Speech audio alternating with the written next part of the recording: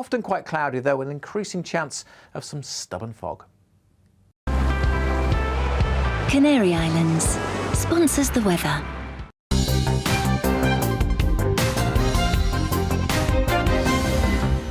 You're watching GB News live across the UK and the world on our digital stream. GB News is Britain's news channel. We are the UK's home of discussion and debate from all perspectives. We are here for you. Don't forget to join our YouTube community by clicking on that subscribe button.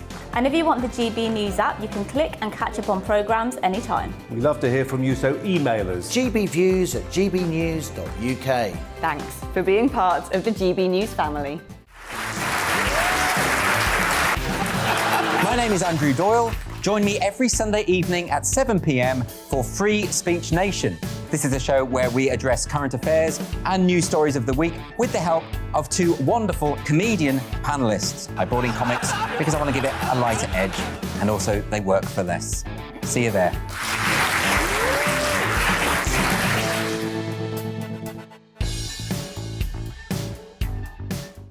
Join my show Farage, 7 p.m. till 8 p.m. Monday through Thursday, and there you will get opinion, analysis, debate, and I'll cover stories that nobody else dares to touch. And then for the last 15 minutes, talking pints. We're over a drink. We have a civilised conversation with someone. We very often disagree, but we do it in a grown-up way. Come and join me on Farage.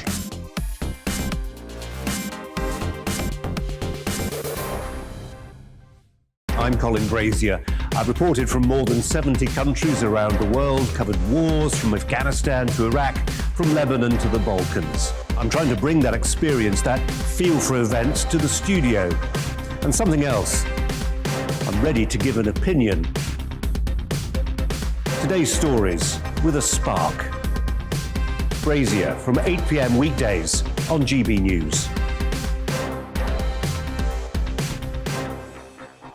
Join us for the Political Correction. We're here every Sunday to correct politics and put you, the people, back in charge. We talk about all areas of the United Kingdom, including Northern Ireland.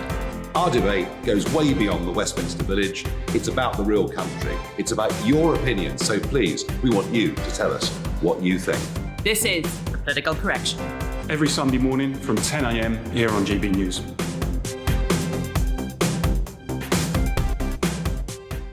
You're watching GB News live across the UK, the world, and our digital stream. GB News is Britain's news channel. We are the UK's home of discussion and debate from all perspectives. We're here for you. Don't forget to join our community by hitting the subscribe button. And download the GB News app so you can click and catch up on programmes anytime. We love to hear from you. Email us at gbviews@gbnews.uk. Thanks for being part of the GB News family.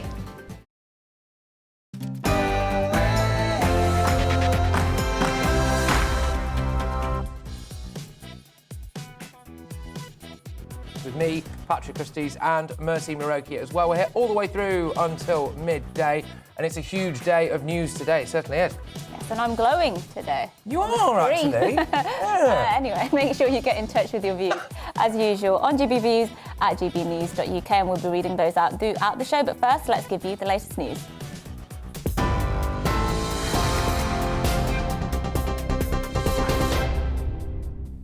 Good morning. Let's get you up to date. Boris Johnson is facing the biggest rebellion since he became Prime Minister, with dozens of Tory MPs expected to vote against COVID restrictions later today. It's anticipated that more than 70 backbenchers are threatening to defy the government whip and oppose some Plan B measures for England. Despite this, the measures, including COVID passes for entry into nightclubs and other venues, are expected to pass with the support of the Labour Party, who back tighter controls. Well, Boris Johnson is appealing to the public to come forward to help with the booster jab rollout. The Prime Minister said tens of thousands of volunteers were needed to help give out booster jabs to try to curb the spread of the Omicron variant of coronavirus. It comes after the government announced a target of nearly 1 million jabs a day to get all eligible adults vaccinated by the end of December. Meanwhile, the First Minister, Nicola Sturgeon, will announce whether further coronavirus restrictions will be imposed in Scotland at Holyrood later. Scotland recorded 26 new cases of the Omicron variant yesterday, taking the overall number to 186. In other news now, a US citizen charged with causing Harry Dunn's death by dangerous driving will face a UK court early next year. Anne Sekulas, the wife of US diplomat Jonathan Sekulas, is accused of killing the teenager in a road crash outside a US military base in Northamptonshire in August 2 years ago. And the trial of a needle-free COVID-19 vaccine is being launched. The University of Southampton has developed it by using a jet of air to push it through the skin rather than using a needle. I'll have more on all those stories for you at the top of the hour.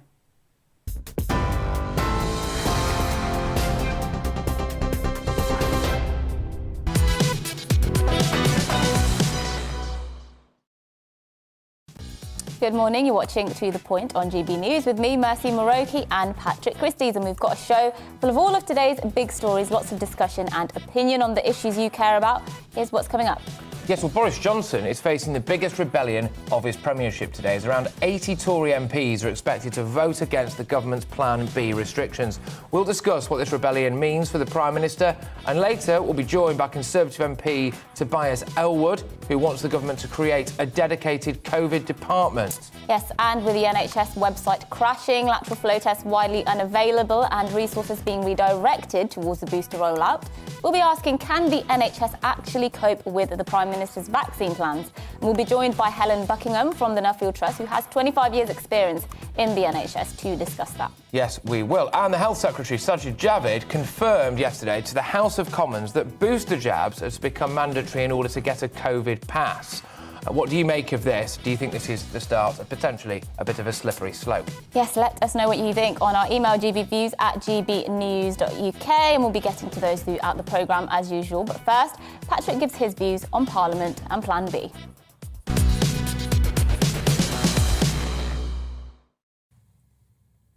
Today, we find out a lot about our politicians. Today, we find out a lot about the men and women that we entrust to run our country. It's rumoured that about 80 Tory MPs could rebel against Boris Johnson's Plan B. The government is so concerned about it being voted down that it, rather sneakily, has split it up into 3 different chunks. There's likely to be a vote at some point on the new face mask rules. Another one is likely on whether a daily negative test result should allow those exposed to a positive case to avoid self-isolation. And a third vote is expected on vaccine passports. There are a couple of things I think people should really focus on here. Sajid Javid is already talking about changing the definition of what it means to be fully vaccinated. He's already saying that you may need a booster jab to get a vaccine passport. So let's just break that down. If you want a vaccine passport going forward, you'll have to be triple jabbed. This would then set the precedent that the government can change the definition of what it means to be fully jabbed at any stage. So it means that even people who've had COVID and been double jabbed still couldn't enjoy some of society's most basic freedoms. I don't think that's a good thing, because it won't end there, will it? This vote will formalise an irreversible cycle of pseudo-mandatory vaccines upon which your freedom depends. There will be no going back. This will be our country forever. Do we want that? But there's one thing that is going to slip through without a vote, as far as I can tell anyway, and that's our booster rollout. So there should be far more discussion, in my opinion, a parliamentary debate as well, and probably even really a vote, on whether or not we should be focusing so many of our resources on this vaccine rollout. We're about to divert a huge amount of resources away from patients in desperate need simply to help with this vaccine rollout. Now, I think there should be more discussion about this, especially considering, at the time of stating this, the official number of people in hospital with Omicron is 9, apparently, not the 250 that Dominic Raab said on national television earlier today. I'll leave it up to your imagination as to whether or not you think there was anything deliberately disingenuous going on there. If people find themselves having routine operations cancelled, GP appointments cancelled, perhaps even telephone consultations cancelled, then that will obviously affect their lives, their personal well-being, potentially even their mental health. I don't think it's too much to expect some form of vote on whether or not Omicron, as yet considered a relatively mild form of COVID, is worth going to these lengths for. I find it fascinating that our government and the likes of SAGE are not telling us that South Africa's Omicron wave has resulted in fewer severe illnesses. 4% of patients died, compared with a fifth in the other waves of the infection. This is according to the latest data. That's a huge difference. Boris said that we face a tidal wave of Omicron. In reality, I think it's more of a watershed moment for our country, a parting of the sea, if anything. In the coming days, we may become a nation that judges how free their citizens can be by the amount of vaccines they've had, and we could set the precedent that whenever there's a new variant, totally regardless of how dangerous it is, we will focus the majority of our NHS on that, at the expense of people who are ill with other ailments. Britain may never be the same again.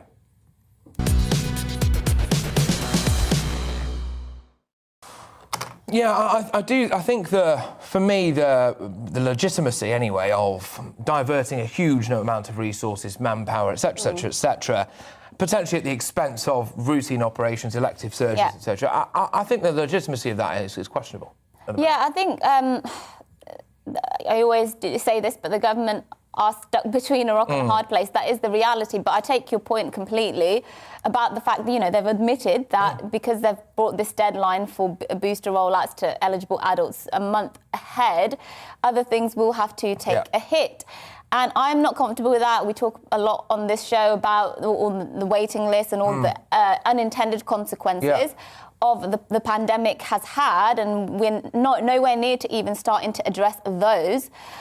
So yes, I am incredibly uncomfortable with the fact that lots of things will now have to take second place just for this booster rollout. I'm also incredibly uncomfortable with what you mentioned there about what precedent this sets, because I think these estimated around 80 Tory rebels, in my opinion, are doing the right thing, because at the end of the day, are they Conservatives or not? Because last time I checked, true Conservatives, they don't want a big state. They don't.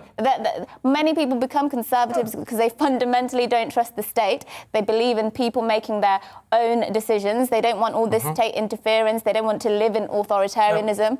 So the idea that Conservatives could be voting through these measures at this stage, I understand it was at the beginning of the pandemic, okay, but we're completely somewhere else now, and I think these rebels are doing the right thing, personally. Yeah, I think it is a massive, massive day for this country, and it is the precedent, isn't it? Here's a document, even though it's on your phone, that, well, OK, all right, maybe it shows that the severity of that particular strain when it comes to passing it on to people might be less, but it's certainly still a document that last time I checked showed that you could still get COVID and you could still pass it on. And I do question how worthwhile owning one of those things is, personally. Yes, indeed. Well, let us know what you think. GBviews at gbnews.uk. How do you feel about this idea that we were told, weren't we, 2 jabs or vaccinations would be the way out, and 2 jabs is what you need, basically, and then things would be getting back to normal. I know we didn't have information necessarily at that time about the long-term effectiveness of the vaccine, but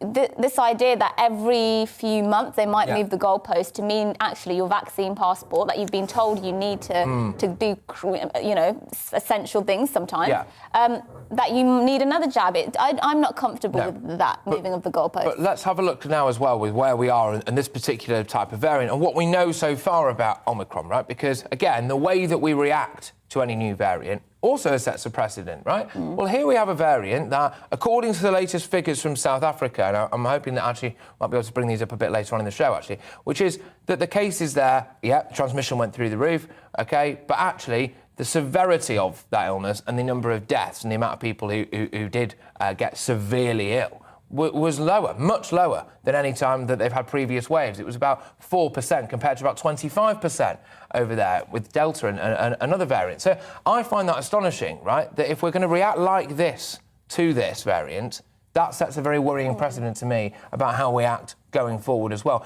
And it also I find it incredibly concerning that more isn't being made of what we already know about Omicron. Yes, things could change, absolutely, but why are we being told things like tidal wave? We're not being told, really, figures like the ones coming out of South Africa. Yes, indeed. Well, we will be getting to your views very shortly, but after the break, with the emergence of Omicron and the renewed booster drive, we'll be asking how and if the National Health Service will actually cope this winter with that increasing backlog for treatment. Stay with us, we'll be back. You're watching GB News live across the UK and the world on our digital stream. GB News is Britain's news channel. We are the UK's home of discussion and debate from all perspectives. We are here for you. Don't forget to join our YouTube community by clicking on that subscribe button. And if you want the GB News app, you can click and catch up on programmes anytime. We love to hear from you, so email us. gbviews@gbnews.uk. Thanks for being part of the GB News family. My name is Andrew Doyle. Join me every Sunday evening at 7 p.m. for Free Speech Nation. This is a show where we address current affairs and news stories of the week with the help of two wonderful comedian panellists. I brought in comics because I want to give it a lighter edge, and also they work for less. See you there.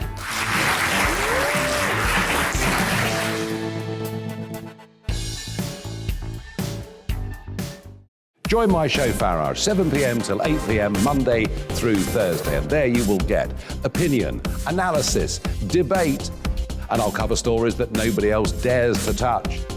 And then for the last 15 minutes, talking pints. We're over a drink. We have a civilised conversation with someone. We very often disagree, but we do it in a grown-up way. Come and join me on Farage.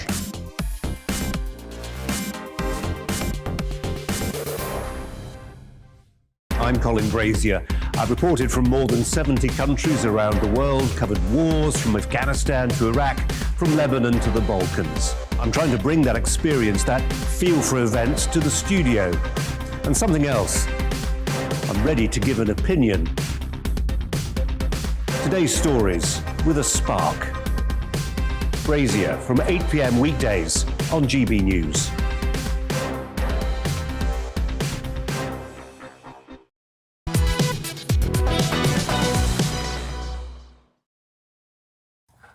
Now, we'll eventually need a booster shot in order to be considered fully vaccinated. That's according to Health Secretary Sajid Javid yesterday. He told the House of Commons that 3 jabs will be necessary to obtain a vaccine passport. Currently, only 2 jabs are, which could be required to attend large venues as soon as next month. Yes, well, Prime Minister Boris Johnson has already said that double vaccination is, quote, not enough to protect against the Omicron variant in his televised address on Sunday. So he's now urging everyone to get jabbed by the new year to protect themselves and, of course, our beloved NHS. This would require an administration of over 1 million vaccines a day. Yes, but even at the height of the NHS vaccine drive in March, daily jabs never actually reached more than 850,000 a day. So with the NHS website crashing yesterday after the rush to book booster jabs, confusion mounts as to whether this target is actually achievable. So the Prime Minister set this target. He's moved it ahead by 1 month, hasn't he? It was January where they wanted people to, or adults to get their booster jabs. Moved by 1 month, which means, let's be honest, is it achievable? I'm not quite hopeful about that, because at the height, as we mentioned there, it was 850 jabs a day.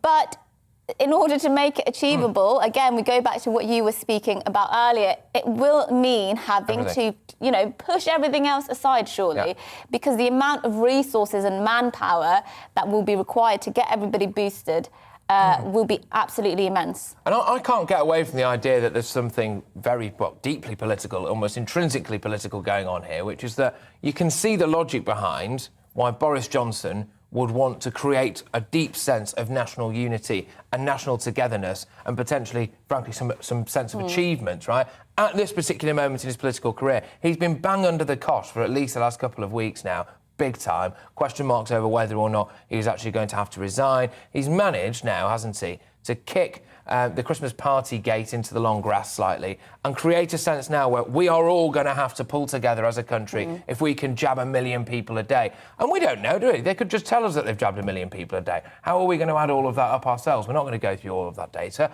potentially, if it even exists, frankly. So I can't help but feel as though we are potentially living more in Boris Johnson's world of desperately clinging on to his job than we are in actual fear of Omicron. Yeah, I mean, I think the vaccination... I think the vaccination data is very reliable, as far as I know. I have no reason to doubt it. So I will have to trust the figures released by Public Health England or whichever body it is that released that data. For me, I think talking about vaccine passports, I've been trying to wrap my head, I suppose, around what is the actual benefit, because we get this question, don't we, where we say, oh, well, what's the proof? What's the science behind vaccine passports? And I just wonder, we had a guest on Darren McCaffrey on the briefing just this morning, Labour MP, who was saying, you know, what's the big deal? You got this thing on your phone, you show it to whoever's at the front of the door if you're going into a venue, and then you know for a fact then that everybody there has had 2 jabs, but then does that mean they're protecting you necessarily? I know there's evidence it reduces transmission, but they're primarily protecting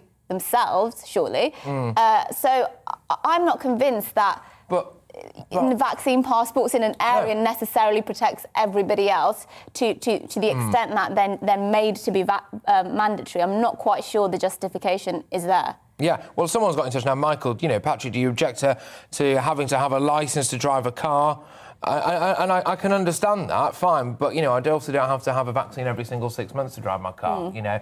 I also think as well, and this is an area that I think it would be good to have more of a discussion, and we need more of a discussion, definitely, from our political leaders on this, which is actually the damage this is doing everywhere else now. People are cancelling their Christmas parties left, right and centre. People are going home and being forced to isolate from workplaces. Pubs have had all their Christmas all of it cancelled completely, pretty much. And actually, this was when they were supposed to really make hay, wasn't it? This was when they were supposed to make their money back, and they've just been cut off at the knees. And if it turns out, at the end of the day, that Omicron is actually just a mild form of this particular virus, and it also turns out that maybe it could help us in a sense of getting some form of herd immunity, then you know what? There's going to be a lot of justifying that has to be done there. Yes, indeed. Well, let's discuss this with our guest, Helen Buckingham, who's Director of Strategy and Operations at the Nuffield Trust, which is an independent organisation conducting research and analysis on health policy. And she is speaking to us over the phone this morning. Thank you so much for your time this morning.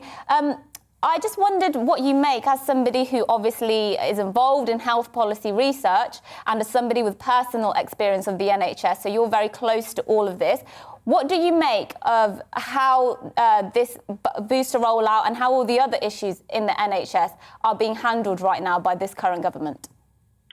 Well, it's obviously a huge challenge for the NHS, and the last 20 months, NHS staff have been working absolutely flat out, both looking after people who've got COVID and making sure as best they possibly can that the people who need their help and need their care because of other reasons get the support they need. But we know that the impact of the first and second waves of COVID created some real challenges for the NHS. The NHS, waiting lists were going up anyway because we'd seen quite the effects of austerity for the last 10 years. But the effect of COVID has significantly impacted that.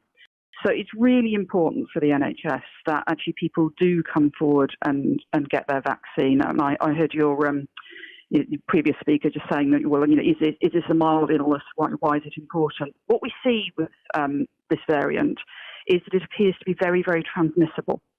And so although the early indications are that for many people it is quite mild, the problem that we've got is that for a small percentage of those people, it is severe, and a small percentage of a large number, lots of transmissions, large number, is still quite a large number.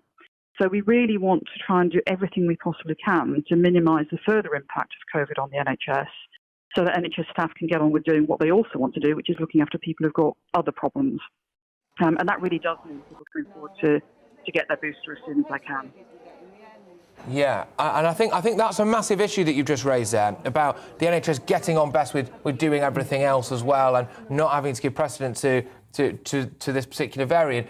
I think a lot of people are concerned by this, and I worry that a lot of people are going to draw the line here somewhere and go, hang on a minute, if we're seeing 9 people potentially in hospital with a new variant, and the data coming out of South Africa doesn't really paint a massively disastrous picture, touch wood, hopefully that continues, and yet they can't have maybe a routine operation because there's someone who's been diverted so that we can all get a booster jab. Are you concerned that the public might not come with you on this? They might not come with the medical community or the government on this? So I'm not an epidemiologist, but this really is a numbers game. And as I said, what we're worried about and what the NHS is worried about is if we get a very large number of infections, even if a small percentage of those people who are infected are seriously ill, a small percentage of a very large number is a large number. And that creates pressure on a service which is already massively under pressure. It's already under pressure because the way it's been working over the last 20 months. It's under pressure because of the backlog that NHS staff know that they need to deal with. They want to be able to prioritise people who are ill for other reasons.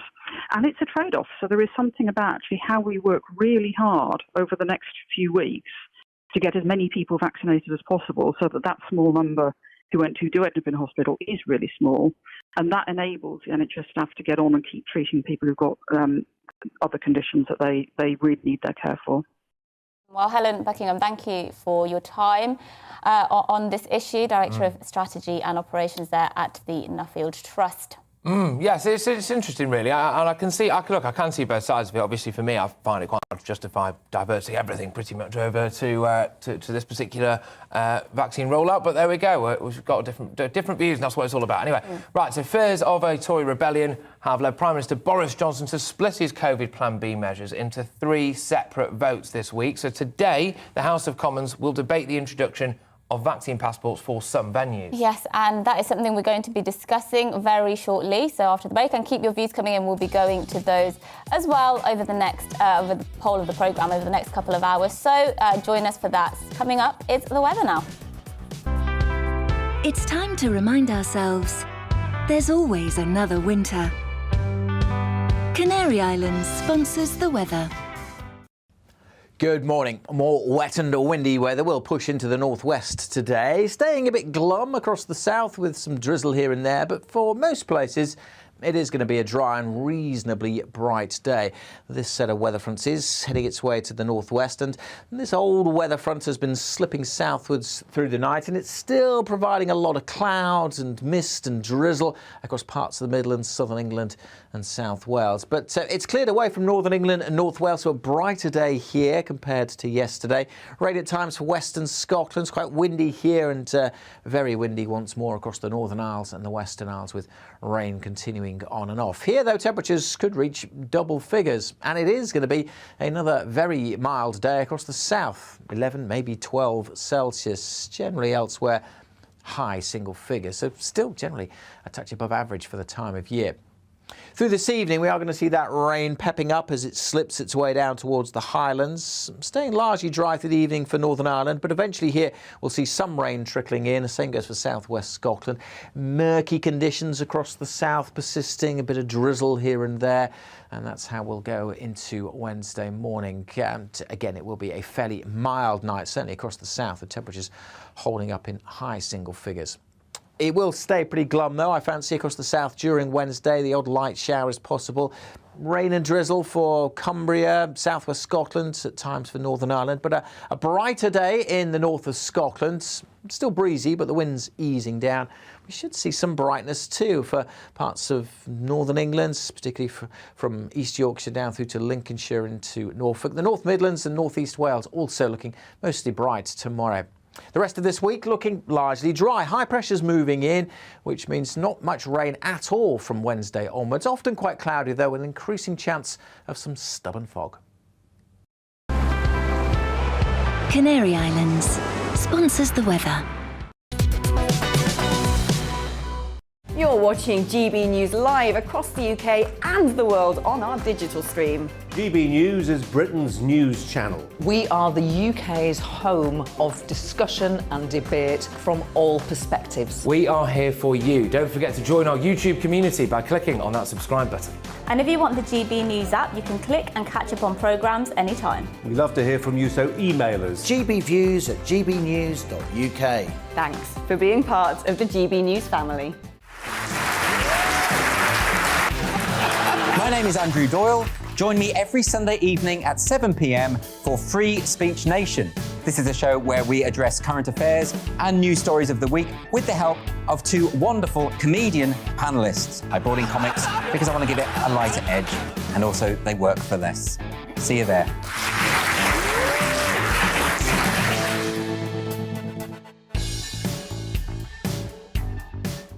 Join my show Farage, 7 p.m. till 8 p.m. Monday through Thursday, and there you will get opinion, analysis, debate, and I'll cover stories that nobody else dares to touch. And then for the last 15 minutes, talking pints. We're over a drink. We have a civilised conversation with someone. We very often disagree, but we do it in a grown-up way. Come and join me on Farage.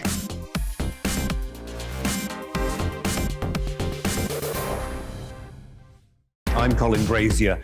I've reported from more than 70 countries around the world, covered wars from Afghanistan to Iraq, from Lebanon to the Balkans. I'm trying to bring that experience, that feel for events, to the studio. And something else. I'm ready to give an opinion. Today's stories with a spark. Brazier from 8 p.m. weekdays on GB News.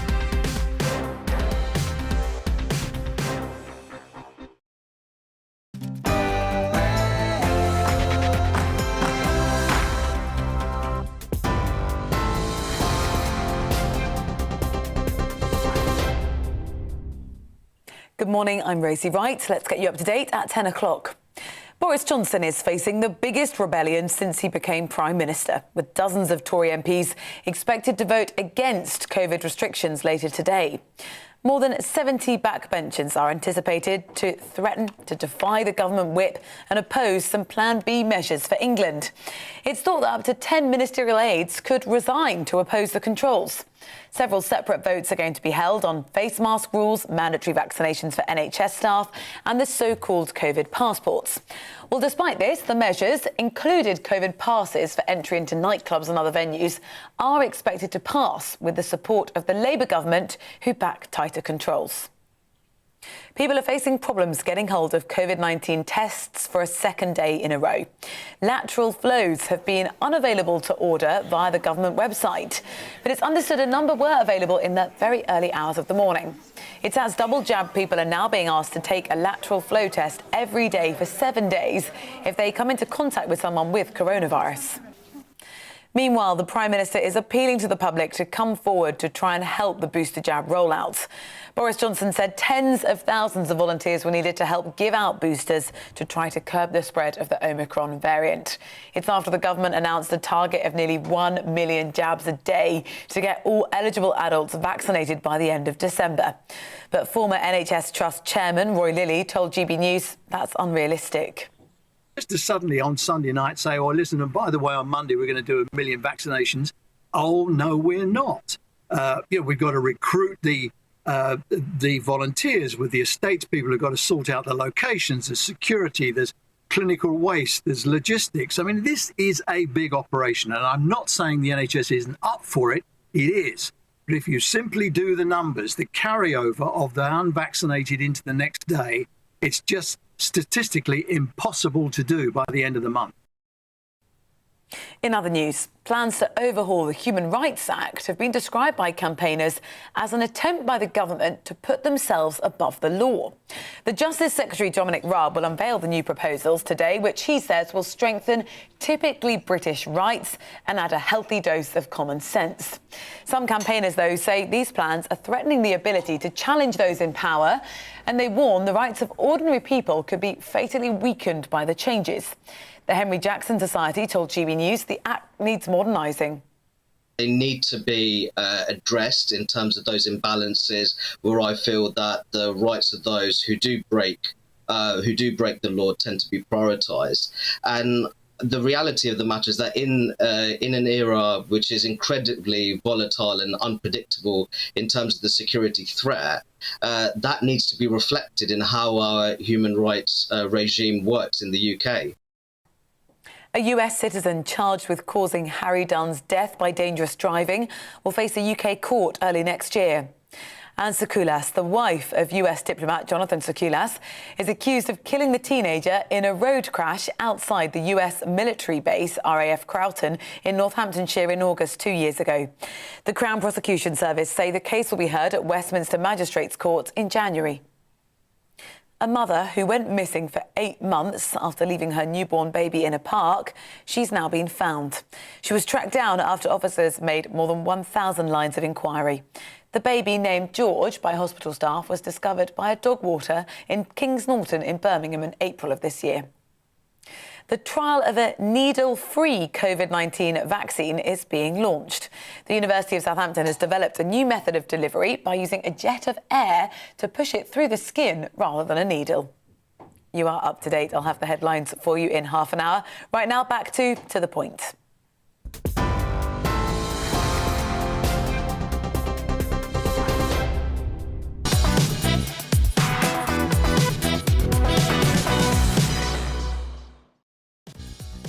Yes, good morning. You're watching To The Point on GB News with me, Patrick Christys, and Mercy Maroki. And as always, we've got a show full of all of today's biggest stories and lots of discussion points to get you going. Yes, and here's what's on the menu. Health Secretary Sajid Javid confirmed yesterday in the House of Commons that once all adults have had a reasonable chance to get one, you'll need a booster jab to get a COVID pass. We'll be live outside Parliament throughout the show to bring you the latest. Yes, Boris Johnson is also facing the biggest rebellion of his premiership today, as potentially over 80 Tory MPs are expected to vote against the government's Plan B restrictions. So we'll discuss that and what it really means for the Prime Minister as well. And we're going to be joined by Conservative MPs Tobias Ellwood and Michael Fabricant. Yes, and a group of MPs have called on the government to overhaul the online safety bill to tackle the Wild West of the internet. They want stricter restrictions on the viewing of porn and self-harm material, especially for underage users. We'll have Toby Young, the General Secretary of the Free Speech Union, to discuss how much this bill will be policing our internet use. Well, we have all of that and much more as well coming up over the course of this show. And you can get in touch, as always, gbviews@gbnews.uk. But first, Mercy gives her views on murderers that reoffend. And just as a warning, it does include some descriptions of violent crime.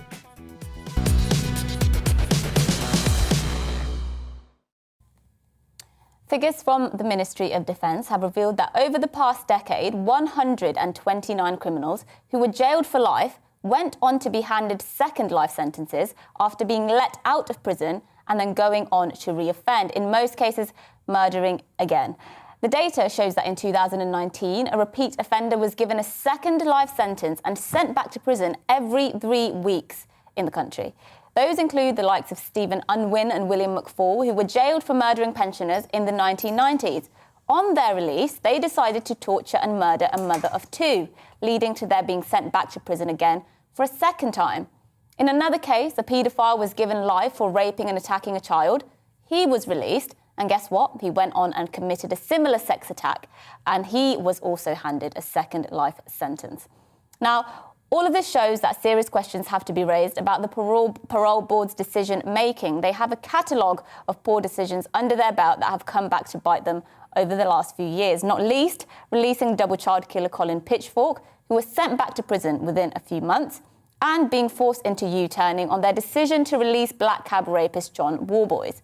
And questions, of course, must be raised about the conditions of released lifers and the appropriate level of supervision. But actually, there's a more straightforward solution, is there not? I would much rather we stop releasing the most violent monsters in the first place. What's the point of life sentences being handed out in these heinous crimes if the convicts are inevitably let loose on the public again? Life should absolutely mean life in these sorts of crimes. I can't fathom how a whole life order is not the only appropriate punishment for someone who rapes and attacks a child or kills any innocent, vulnerable person in a calculated, merciless attack. I accept that these convicts serve a very long time in prison by the time they're deemed fit for release, and I understand that they appear to have changed. But just because someone is reformed, I don't think they should necessarily win the right to be back on our streets. And quite frankly, I don't care how much it costs to keep a violent murderer in prison for life. I don't care how much it costs to build more prisons to house these monsters. Because if that's the price we have to pay to make sure these irredeemable monsters don't ever get to harm my loved ones or your loved ones, then surely that is a price worth paying.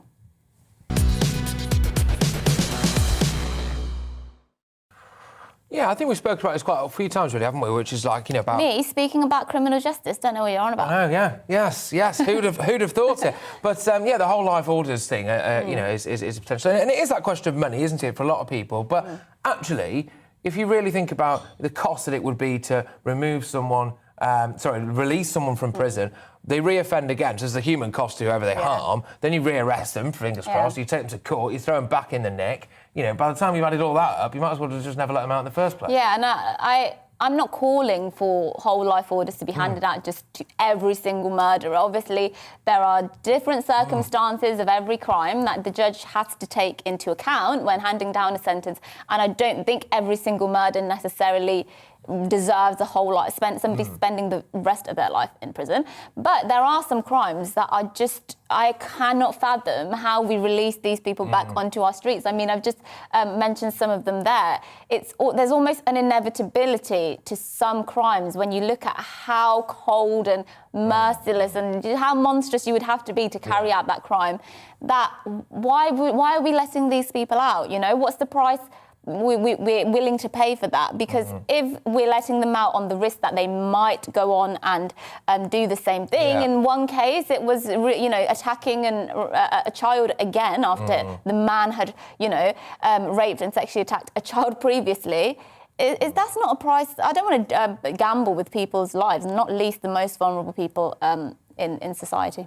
Yeah, I get that wholeheartedly, and I think it's potentially more of a deterrent for these people. Though I do think that often with these cases you're dealing with people who will do whatever they do without even if we had a death penalty, for example. I think there's almost like compulsion or something, definitely something psychological going on with a lot of those people. But look, you can always get in touch as well. GB Views at gbnews.uk. Now, fears of a Tory rebellion have led Prime Minister Boris Johnson to split his COVID Plan B measures into 3 separate votes this week. So today, the House of Commons will debate the introduction of vaccine passports for some venues, and I think it's a massive, massive, massive moment for Britain, this.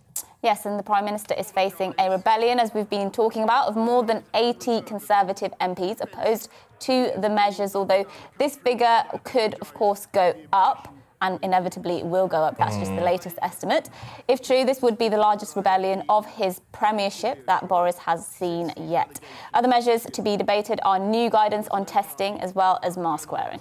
Yeah, we'll be discussing this over the next few hours, actually, with guests, and we'll also be live in Westminster ahead of that vote. So let us know how you would like to see the vote go as well. Are you that bothered about potentially face masks everywhere, or just some places, I suppose? Are you that bothered about mandatory COVID passports, and potentially even the fact that you need to change the definition now of what it means to be fully jabbed? It won't be 2, it'll be 3, and then soon it'll be 4, 5, Yeah, absolutely. 27. Well, GB News political editor Darren McCaffrey is live for us this morning in Westminster and can talk us through some of what we can expect today. Darren, we mentioned there the latest estimates are around 80 at the moment, Tory MPs who are voting against the government. How high could this number go, do you think? Well, I think that's probably the upper end of the estimates. We have to expect, Mercy, that the old whips will start their arm twisting, start their cajoling and their charming to try and win round some of those Conservative MPs. The MPs I speak to don't think it's going to be quite as high as that in the end, though it is possible, of course, and it is also possible we might see some resignations from government of very junior ministers, PPSs essentially, such as the anger and the frustration and the annoyance within the Conservative Party about the introduction, particularly of vaccine passports as part of Plan B into England. Of course, it brings England essentially into line with Scotland, Wales and Northern Ireland. But many feel it is an infringement on people's civil liberties. And also, frankly, they feel it is not necessary and it is ineffective. From the government's point of view, they say that this is necessary because they need to be cautious because of this new Omicron variant that potentially is spreading exponentially throughout the UK. We know, according to the Department of Health, there could be up to 200,000 cases a day now, if we're doubling every 2 to 3 days, and the fear is that will lead to more hospitalisations, more pressure on the National Health Service at precisely the time it cannot and does not need it, i.e. in the middle of winter. But in the end, those Tory MPs are also pointing to evidence from South Africa that seems to suggest that the illness, this new variant, is milder than what we've seen before. Let's get a sense of things, though. Let's bring in our reporter, Paul Hawkins, who is also covering events here at Westminster. Paul, first of all, just on this Tory rebellion, as I say, MPs are pretty angry, aren't they, some of them? You know, it's a big deal to vote against your own governments. It's a massive deal to vote against your own government. I mean, we heard Marcus Fish yesterday talking about comparisons with Nazi Germany. If COVID passes were brought in, that it was the thin end of an authoritarian wedge. So very strong language.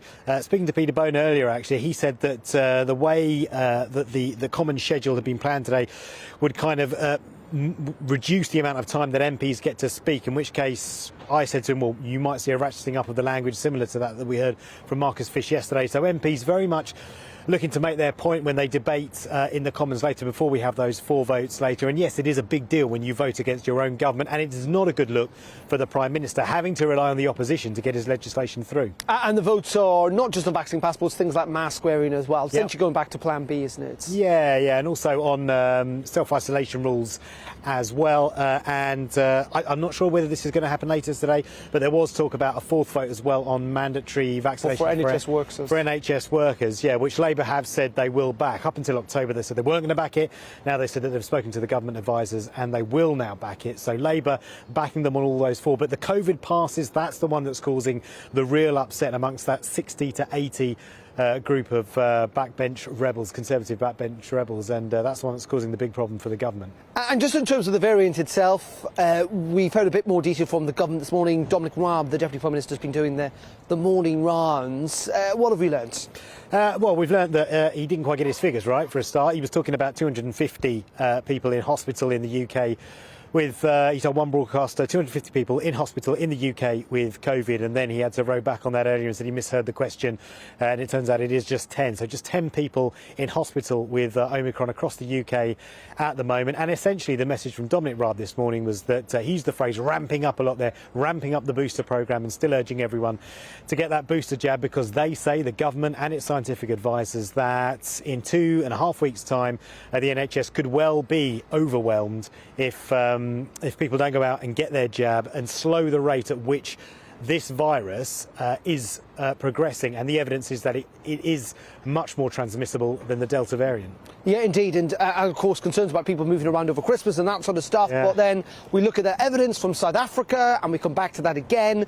It's preliminary data, not everyone agrees with it, but the leading, essentially, coronavirus experts in South Africa, Professor Kilam Karim, is saying this morning that in the current wave right now, we only have 1/4 of cases that is severe. That is a marked difference, and it is not merely an impact of vaccines, because this reduction in severity goes across all ages, including ages we didn't vaccinate. So a sense there, some optimism, it seems, from South Africa. The government arguing that we still don't have all the details, that they're being cautious, that this virus is spreading, that people are catching it, and I'm sure just like me, anecdotally, you have probably heard of friends or relatives who may well have caught it in the last week or so.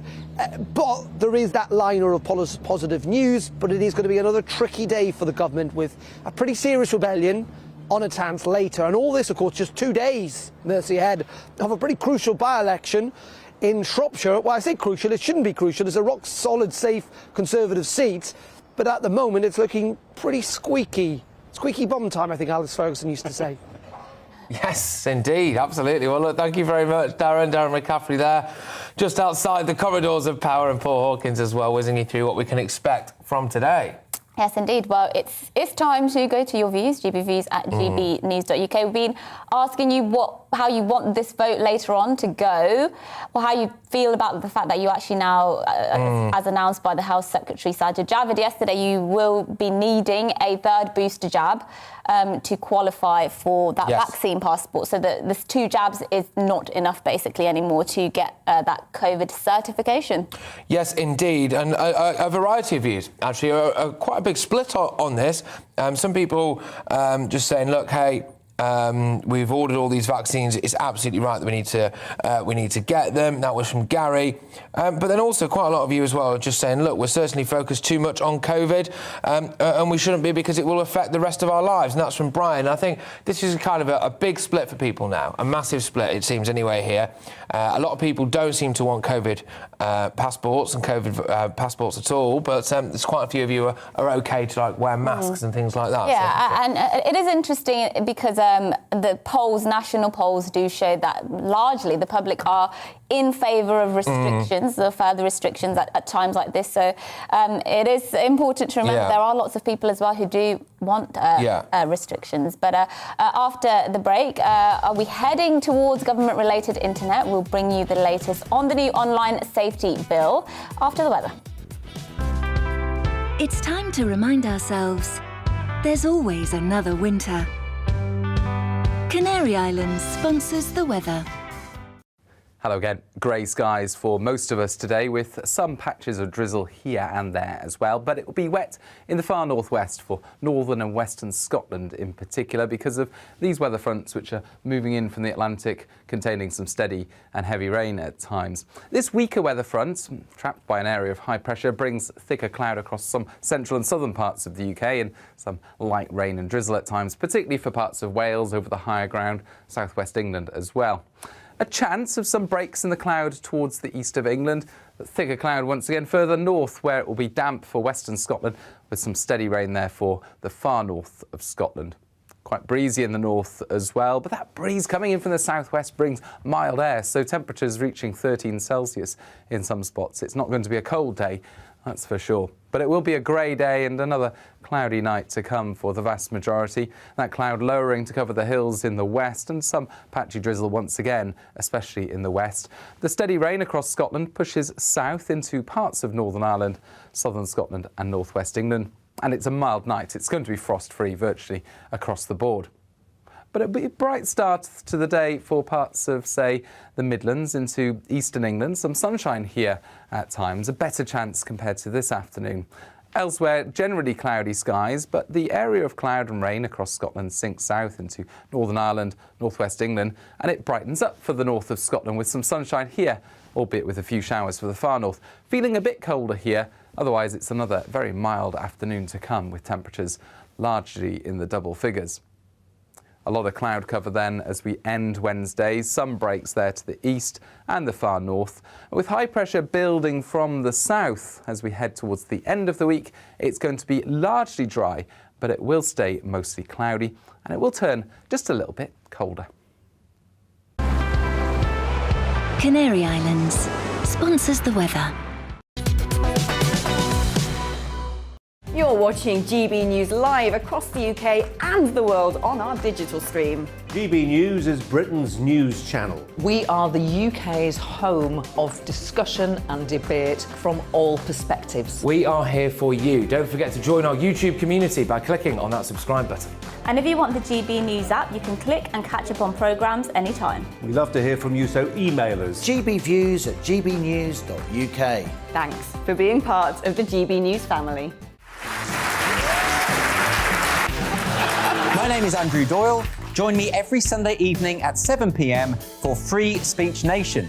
This is a show where we address current affairs and news stories of the week with the help of two wonderful comedian panellists. I brought in comics because I want to give it a lighter edge, and also they work for less.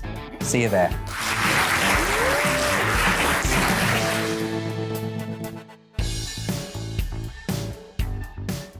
Join my show Farage, 7 p.m. till 8 p.m. Monday through Thursday, and there you will get opinion, analysis, debate, and I'll cover stories that nobody else dares to touch. And then for the last 15 minutes, talking pints. We're over a drink. We have a civilised conversation with someone. We very often disagree, but we do it in a grown-up way. Come and join me on Farage.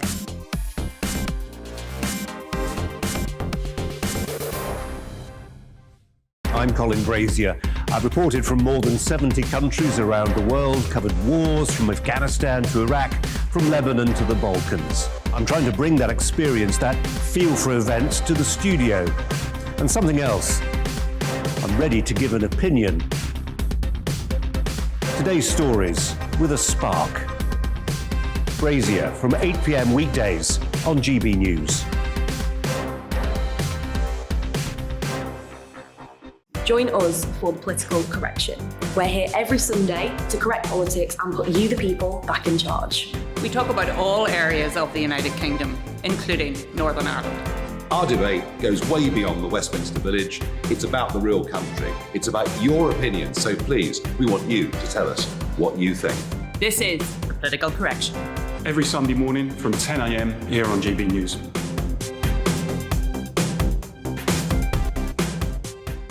You're watching GB News live across the UK, the world, and our digital stream. GB News is Britain's news channel. We are the UK's home of discussion and debate from all perspectives. We're here for you. Don't forget to join our community by hitting the subscribe button. And download the GB News app so you can click and catch up on programmes anytime. We love to hear from you. Email us at gbviews@gbnews.uk.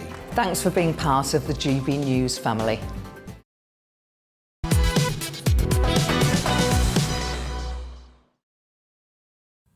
Yes, good morning, everybody. Now, a committee of MPs and peers have called on the government to overhaul the online safety bill to tackle what they call the Wild West of the internet. Well, they want stricter restrictions on the viewing of pornography and encouragement of self-harm online, especially for underage users, of course. They also want stricter rules for tech companies hosting fake news and, of course, fake users. Yes, another proposal is the proposed legislation. In the proposed legislation is the criminalisation of cyber flashing, which is the sending of unsolicited nude pictures. Toby Young is the General Secretary of the Free Speech Union and joins us now live in the studio. Thanks for joining us.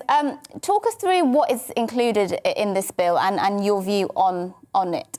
Well, I've been looking at it from the point of view of a free speech campaigner as the General Secretary of the Free Speech Union. And there are some positives in what the Joint Committee has recommended. So, for instance, they haven't recommended that anonymity should be outlawed, which was something Boris Johnson said should happen a couple of months ago. They've said that anonymity protects some vulnerable groups, protects in some cases children, pro-democracy campaigners in places like Hong Kong. If we banned anonymity, it would be easier for other repressive regimes to do so and so forth. So they're not recommending that. That's a good thing. They've also suggested the creation of an ombudsman. So if your content is taken down from Twitter or Facebook, or you're banned from one of those platforms and you appeal, even though it's hard to appeal, and you fail, you can then appeal to the Supreme Court, as it were, of the Ombudsman, and that might give another opportunity for people who have a grievance to see that grievance righted. So that's good, and they have extended some of the protections in the bill for journalists and content of democratic importance to a wider group of people, to ordinary people. So the protections in the bill that journalists can currently enjoy would be extended. So that's good too. But having said that, there's a lot in this Joint Committee's report which is quite worrying. So, for instance, they want to incorporate the Law Commission's recommendations about creating a new harms-based communications offence, punishable by up to 2 years in jail. That's quite worrying. Another thing they're recommending is the incorporation of the Law Commission's recent recommendations that stirring up offences, so you can be prosecuted for stirring up hatred, be extended. So they want to extend the groups you can be prosecuted for stirring up hatred against. Talk to us through what harms entails, because that does seem like a quite subjective thing. What is classified as harmful, so to speak? Well, the concept invoked in the bill and by the Law Commission in its recommendations is what's called psychological harm. And that in itself, from a pro-free speech point of view, is worrying. Why should it be the business of the government to protect people from being psychologically harmed online? You go online, you take your chances. And I think one good thing about what the Joint Committee have recommended is that should be defined in law. It shouldn't be left to the internet companies, Ofcom, to define what psychological harm is. That should have a tight legal definition, and that definition should extend across the bill. So that's quite helpful. But on the other hand, the Joint Committee have said even if content doesn't meet the legal threshold for prosecution under this new offence of psychological harm, nonetheless, internet companies should still have an obligation to mitigate it, which means basically remove it. So that's alarming too. Yeah, absolutely. And there's another element to this as well, which we read out earlier, which was about fake news and whether or not fake news should be hosted on a particular platform. Well, what's fake to some person isn't necessarily always fake to others. People just think that's a blanket term for outright lies. And sometimes it's unfortunate things about people or unfortunate facts, right, that people don't necessarily want out there. And so actually, shouldn't be down to social media companies or any government, surely, to tell us what is and isn't fake news. We have to be able to look into that ourselves. No, that's a really good point, Patrick, and that is a major concern that I have, which is that under this new bill, social media companies will be obliged to remove misinformation or disinformation. And one of the proposals in this latest report is that every social media company should appoint a safety controller who is then liable to be sentenced to prison if their company doesn't remove misinformation or disinformation. But the problem is, who defines it? So Twitter, for instance, in its most recent guidelines about misleading information about COVID-19, describes misinformation about the vaccines as claiming that if you're vaccinated, you can infect unvaccinated people. I mean, that's a fact. That's true. That's true. You know, that's true. Not saying that being vaccinated doesn't reduce the risk of you catching it and infecting others, but you still can catch it and infect others. But Twitter have now just said, a couple of days ago, if you say that on our platform, you get a strike. You get 2 or 3 strikes, you get banned. And there doesn't seem to be much hope of appealing to this new ombudsman, if one is created as a result of these proposals, to push back against being banned for something like that. The authors of this joint report have said, the internet companies need to do more about anti-vaxxers, and I'm sure they define anti-vax misinformation in exactly the same way as Twitter. Just very finally, one of the less ambiguous aspects of this, I suppose, is sort of banning things like self-harm encouragement online, because we remember the death of Molly Russell. She was scored 14 years old, and the algorithms on Instagram had been sort of giving her material that was encouraging her to self-harm, and sadly she committed suicide, and this bill will seek to tackle some of that. But the other thing I wanted your opinion on is this idea of cyber flashing, which, as we said, is sending unsolicited nude pictures of yourself online, which is, you know, as a young woman, I know it's something a lot of young men do, and I just worry this is a bit overstepping it a little bit, because, you know, people share nude pictures of my generation with each other all the time. I mean, the idea that you could be criminalised for that, it just does seem like an overstep. Yeah, you put your finger on it there. One of the problems with the proposal to make cyber flashing a criminal offence punishable by a prison sentence is that what if it's consensual? And there's no allowance for that. Even if it was between 2 consenting adults, you could still be prosecuted for it. So you could send, you could cyber flash your girlfriend. I'm not sure if it would be called cyber flashing in that context. And then when she breaks up with you, she could then report you to the police for having sent her a nude picture, which seems ridiculous. I mean, the real fundamental problem with the way this bill is conceived and the way this report is written is that it conceives of the internet as the Wild West. I mean, Damian Collins, one of the chairmen of these committees, has even described it as such. It's time to tame the Wild West. There's a new sheriff in town. But, you know, they ignore the fact that for most people, being online is fun. You know, it provides hours of harmless entertainment. It isn't some Sam Peckinpah hellscape in which there's a kind of dangerous predator lurking around every corner. You know, if they only spent a bit more time online and less time listening to these lobby groups, you know, complaining about poor, vulnerable victims being penalised and punished online, you know, maybe they begin to understand that there's a lot of fun here, and you don't want to throw the baby out with the bathwater. Yeah, well, Toby, thank you. I think the message there is give people back some agency, which seems to be something the government is trying to take away from a lot of people. But Toby Young,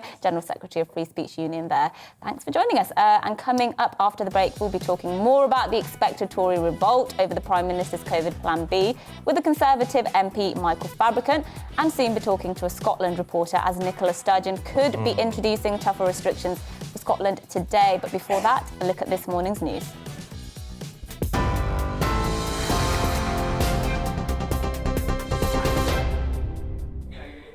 I'm Rosie Wright. Let's get you up to date. Boris Johnson is facing the biggest rebellion since he became Prime Minister, with dozens of Tory MPs expected to vote against COVID restrictions later today. More than 70 backbenchers have publicly threatened to defy the government whip and oppose some Plan B measures for England. Despite this, the measures, including COVID passes for entry into nightclubs and other venues, are expected to pass with the support of Labour, who back tighter controls. The Prime Minister is appealing to the public to come forward to volunteer to help the booster jab rollout. Boris Johnson said tens of thousands of people were needed to help give out boosters to curb the spread of the Omicron variant. It comes after the government announced a target of nearly 1 million jabs a day to get all adults vaccinated by the end of December. The wife of a US diplomat who's charged with causing the death of a teenager by dangerous driving will face a UK court early next year. Anne Sakoulas is accused of killing Harry Dunn in a road crash outside a US military base, RAF Croughton in Northamptonshire, in August 2 years ago. The trial of a needle-free COVID-19 vaccine is being launched. The University of Southampton has developed it by using a jet of air to push the vaccine through the skin rather than with a needle. I'll have more on today's main stories for you in half an hour.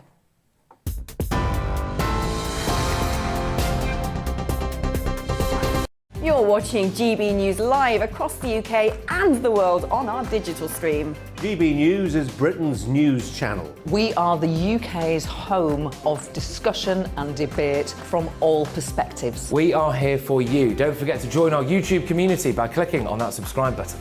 And if you want the GB News app, you can click and catch up on programmes anytime. We love to hear from you, so email us. gbviews@gbnews.uk. Thanks for being part of the GB News family.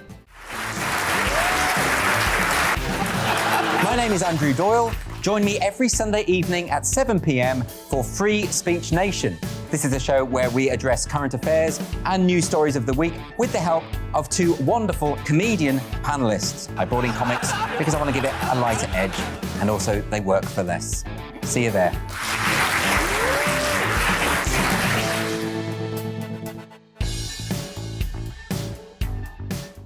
Join my show Farage, 7 p.m. till 8 p.m. Monday through Thursday, and there you will get opinion, analysis, debate, and I'll cover stories that nobody else dares to touch. And then for the last 15 minutes, talking pints. We're over a drink. We have a civilised conversation with someone. We very often disagree, but we do it in a grown-up way. Come and join me on Farage.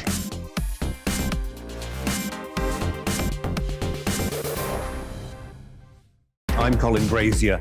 I've reported from more than 70 countries around the world, covered wars from Afghanistan to Iraq, from Lebanon to the Balkans. I'm trying to bring that experience, that feel for events, to the studio. And something else. I'm ready to give an opinion.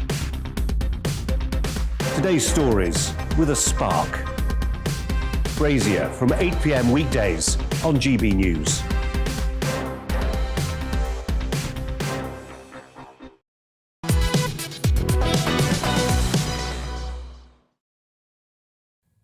Good morning, everyone. Now, as we've been covering, throughout the show today, the Commons will vote on the first of a series of new COVID restrictions. A bit relevant, this. It sounds like maybe I should do a task net, but anyway. This is likely to be the biggest rebellion Prime Minister Boris Johnson has faced so far, with over 80 members of his own party tipped to vote against the government. Yes, today the House of Commons will debate the introduction of vaccine passports for some venues, amongst other things. And joining us live in the studio is Conservative MP for Lichfield, Michael Fabricant. Thank you for joining us this morning. So, I'm staying away from Patrick. I know, I'm getting a bit sceptical as to how close I should be to him this morning.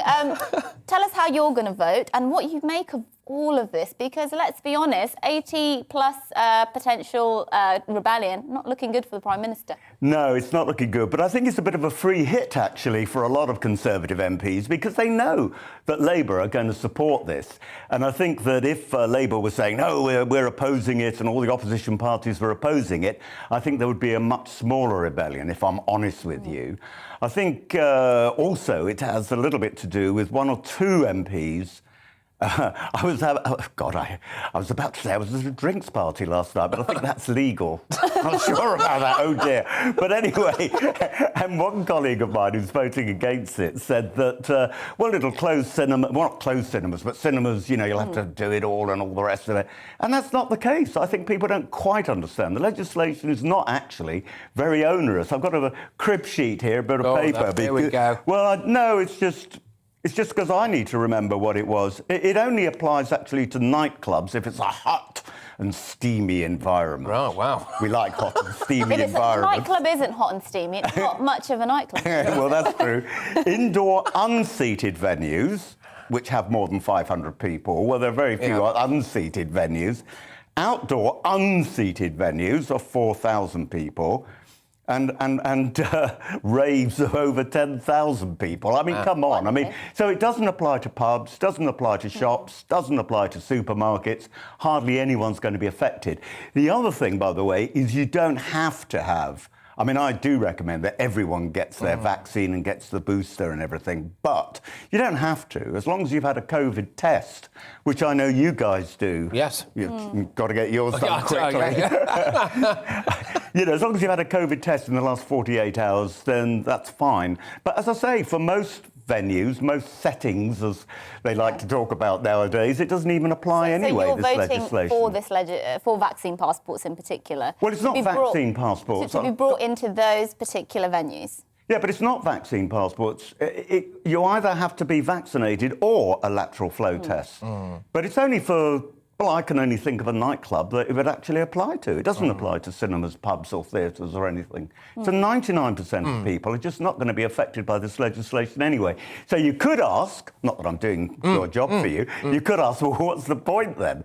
And I would just say, well, it does slow up the spread of Omicron slightly, which is what we need, because we're trying to get everybody to get the booster vaccination. Yeah, I think a lot of people are concerned that it could be a bit of a slippery slope. I mean, we already saw today Sajid Javid coming out and saying that now the definition of fully vaccinated will probably end up being 3 jabs. All right, OK, fine, you're saying that you can have a test as well, but it's a shorter step, isn't it, once you've introduced the vaccine passports, to change that element of it? Well, that is there are concerns there. That is one of the arguments from some of my colleagues, and I accept that, you know, but I'm voting for the very tip of it. I'm not saying I'm going to vote for all legislation, and if it is the top of a slippery slope, or whatever the phrase is, then I might not vote for the next lot of legislation. We'll have to see what it is.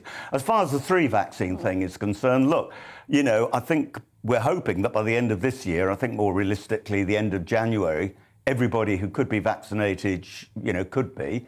So, yeah, well, if they say, well, we've got to have 3 vaccines or a lateral flow test, again, only for this limited list of places, which only seems to be nightclubs. So you so far been very pragmatic in pointing out exactly what you're voting for and the practical effects and how many people it's going to affect. But what do you make of the sort of libertarian argument and the argument around actually the concept of freedom of choice and all that? Well, I'll tell you what, Mercy. Some people will say true conservatives wouldn't be going down this road at all. Yeah, well, I'll tell you what, this is exactly like the smoking ban.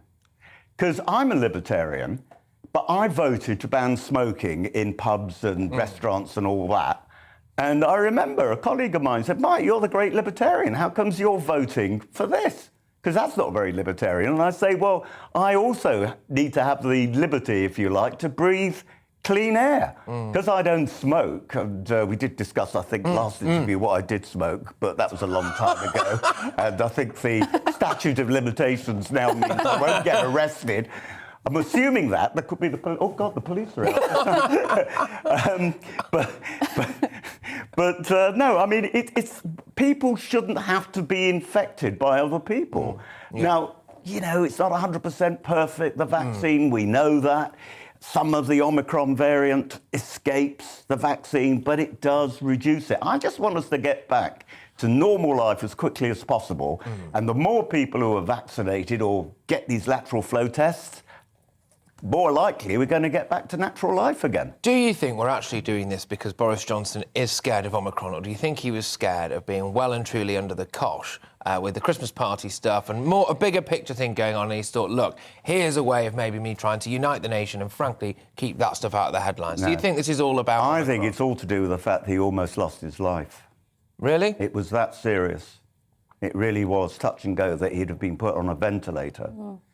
And I know that affected him deeply. So for all his jokey, you know, he's aware he's been traumatised by that experience. What have you spoken to him about that? I take it? Yeah. And so it should be. Anybody who's, you know, goes through a life or death experience is going to be affected by it, and he doesn't want to see others affected in the same way. Too many have died already. I mean, do you think, though, that doesn't necessarily sit that well with the idea of there being Christmas parties in Downing Street, though, does it? Well, was it a Christmas party? I mean, you know, if you guys, at the end of a long day, sit down and have a drink, is that called a party? I don't know. How do you define a party? Look, it's being investigated. He says it wasn't a party. He says, as far as he can see, and all the advice he's got, you know, nobody... I mean, look at that latest Daily Mirror thing yesterday. Oh, you know, he was doing a Zoom quiz. Yeah. Well, What's wrong with that? I did Zoom. Everybody's done Zoom quizzes. We've been so bored in lockdown. The rules were different for other people. I think that's the point. Yeah, but he wasn't breaking the rules. And Zoom quizzes are perfectly legal. You can't. Can I just tell your audience? I'm going to do my favourite trick of looking straight to camera. You cannot catch COVID on Zoom. You cannot catch Patrick's COVID, which I fear he may have, by watching this programme. No. It might make you ill in other ways, but he was, of course, sitting next to other people. But let's not preempt whatever investigations are going to take place. We will have to leave it there. Thank you so much for joining us. Pleasure, Always as a ever. pleasure to have you, Michael Fabricant, there. Fantastic. I think potential guest of the day there so far, but we're not. We've still got a little while to go, but it's a strong contender. Anyway. Scottish First Minister Nicola Sturgeon will announce today whether Scotland will face further restrictions as Omicron cases grow. So travel restrictions have already been tightened recently, with a plea to delay Christmas parties until the new year. The Scottish Government has also previously considered extending the vaccine passport scheme to more venues and faces calls from a teaching union to make sure that the school stops early. Yes, well, GBNews' Scotland reporter Davy Donaldson will explain more for us. Davy, talk us through what restrictions are likely to come in place if Nicola Sturgeon has her way. Yeah, I think what we're likely to hear from Nicola Sturgeon this afternoon is limiting the number of people to households. I think that's going to be something that we're definitely going to hear. That could be relaxed over the festive season, to let families enjoy the festive season and not have to worry about having or excluding people from coming to dinner or enjoying in the festivities. But this is apparently not going to be law. This is just going to be advice. So how many people will stick to that is anyone's guess. But that's certainly one of the things. In terms of extending the COVID vaccine passport system, that's apparently not going to be one of the things included there. You obviously talked about schools. Nicola Sturgeon already ruling out that schools will close early in Scotland, although I'm sure a lot of parents up and down the country will have some reservations and perhaps decide to take their children out of school just because of that very fact. As the Omicron virus spreads across Scotland, we've got 186 confirmed cases here, so certainly a raft of measures there that are open to Nicola Sturgeon. I think that's likely what's to happen. One of the other things as well is perhaps more social distancing in shops and places of worship. That's something that's been could happen and could be highlighted by Nicola Sturgeon this afternoon. But it really is just a case of wait and see, because nobody really knows. But that's certainly something that I'm hearing that's likely to happen later today. Davey, thank you very much. We'll have to keep an eye on it. It's not the only thing that's going on in Scotland at the moment as well. I'm going to be discussing a little bit later on, actually, of course, as well, about some of the new legislation potentially coming in about the way that they will be classing trans men as female when they. Well, just before you go, just let us know when we can expect her to be speaking.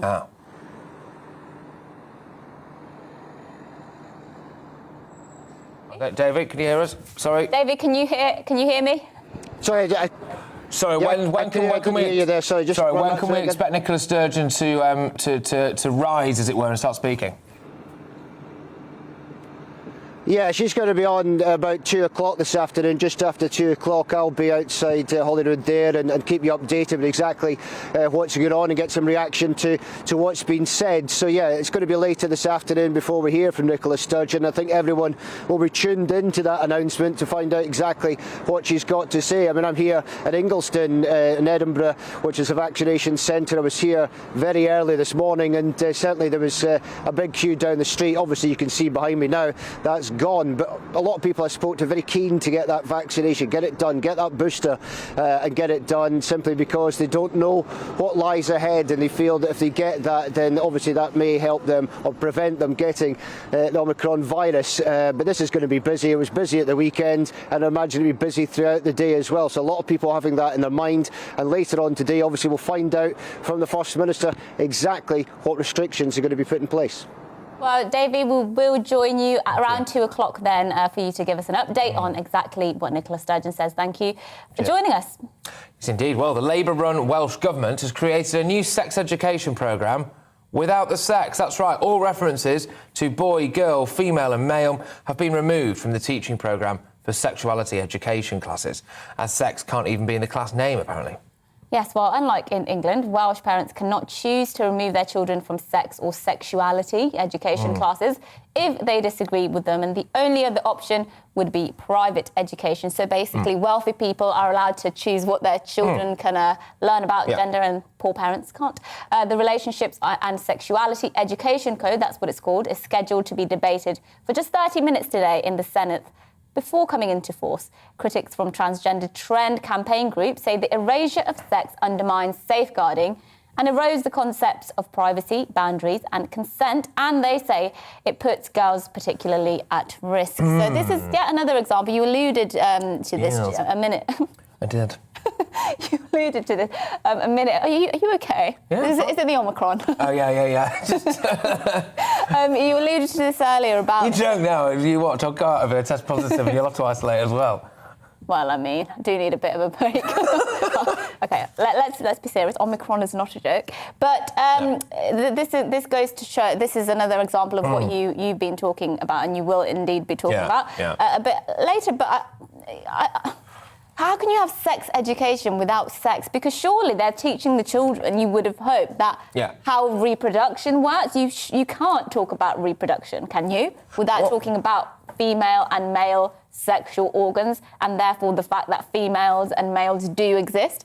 Very bizarre. Well, I think they'd have to get very creative with it. It'd be incredible to see how they manage to skirt around, for want of a better phrase, this particular issue, because I don't really understand how you can do it, and I also don't understand what the point of this is, really. You can, if it's just in case people feel offended maybe by the trans community, when it becomes, sorry, on behalf of the trans community, I should say, when it comes to things like biological fat and sex and things that these children are going to learn in a school and then one day probably end up putting into practice, well, then you'd like them to get it right, wouldn't you? Because otherwise it's going to be pretty bad for society. Yeah, I just think we're raising a generation... Well, we are going to raise a generation of kids who are very confused about... I'm confused.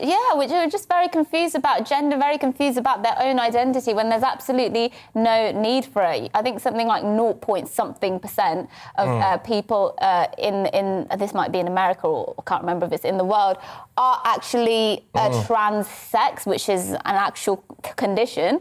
And many people have gender dysphoria as well. And I believe that a lot of the time, gender dysphoria that a lot of young people have, which is when they think they're born in the wrong body, is actually being imposed on them by adults who are telling them, are you sure you're not a trans kid because you're a girl and you like blue, or because you like football? Maybe you're gender neutral. No, don't tell my child that. Maybe they're just a tomboy. I used to be a tomboy. Yeah, exactly. No, I agree on that. You used to be a very feminine man. I did, yes. Very camp. Yes, absolutely. I was notorious for being an incredibly camp chap. Yeah. I mean, I think that's obvious, isn't it? But yes, there we go.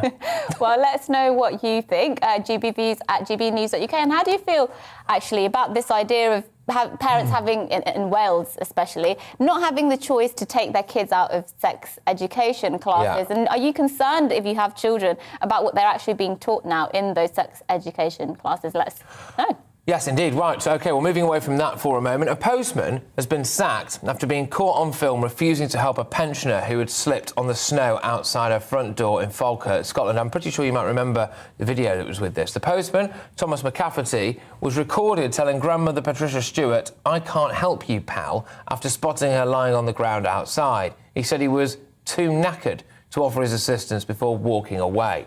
Yes, well, Miss Stewart is 72 years old and suffers from osteoporosis and had sustained a head injury during the fall. Here's the video just to remind you.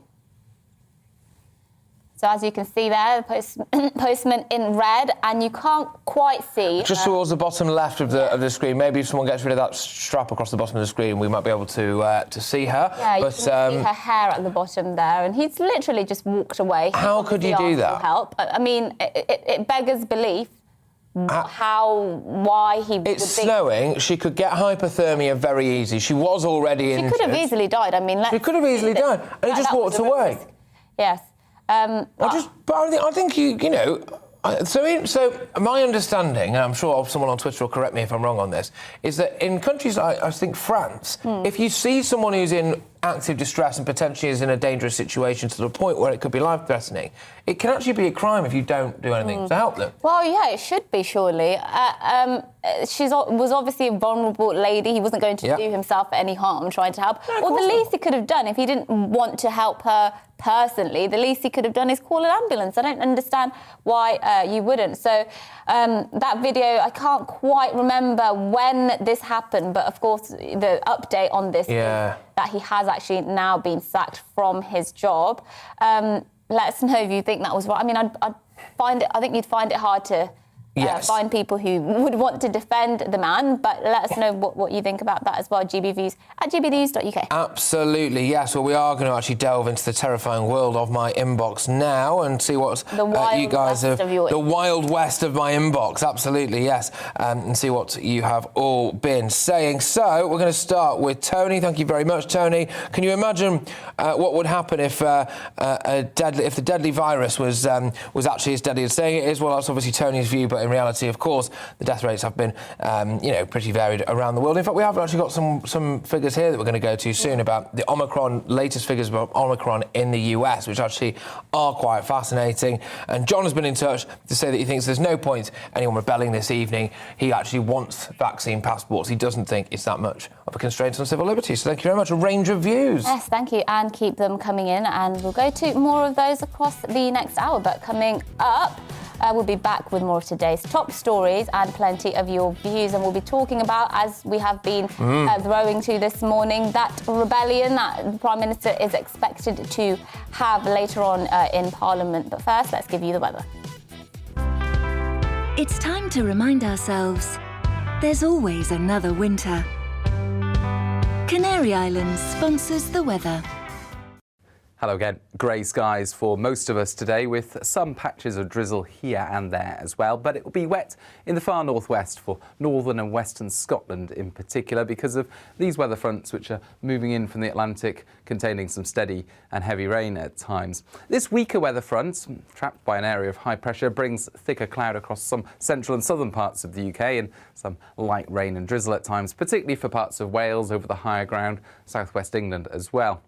A chance of some breaks in the cloud towards the east of England. The thicker cloud once again further north, where it will be damp for western Scotland, with some steady rain there for the far north of Scotland.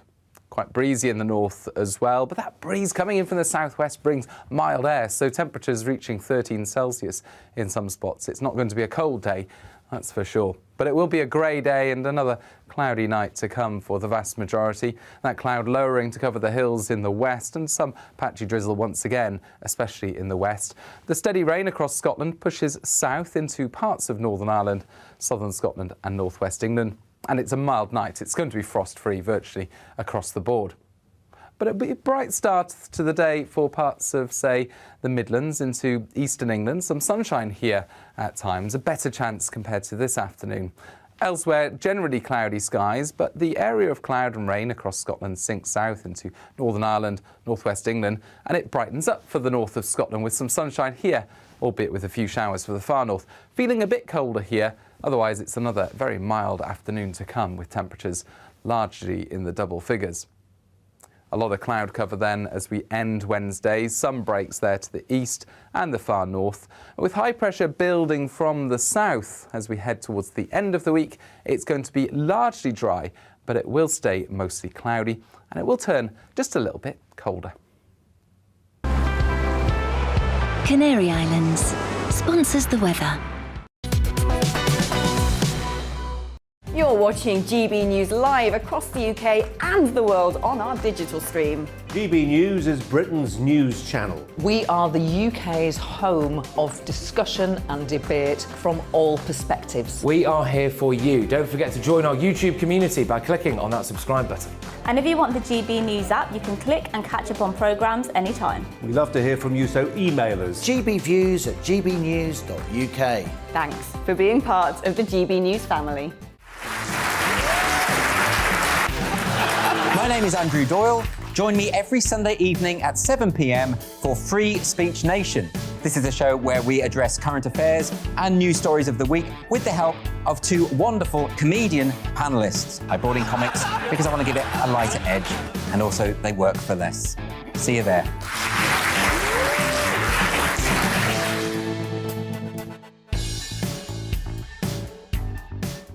Join my show Farage, 7 p.m. till 8 p.m. Monday through Thursday, and there you will get opinion, analysis, debate, and I'll cover stories that nobody else dares to touch. And then for the last 15 minutes, talking pints. We're over a drink. We have a civilised conversation with someone. We very often disagree, but we do it in a grown-up way. Come and join me on Farage.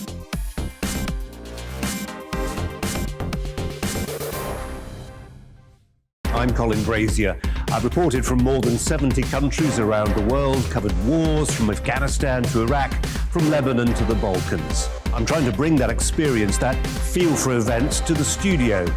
And something else. I'm ready to give an opinion. Today's stories with a spark. Brazier from 8 p.m. weekdays on GB News.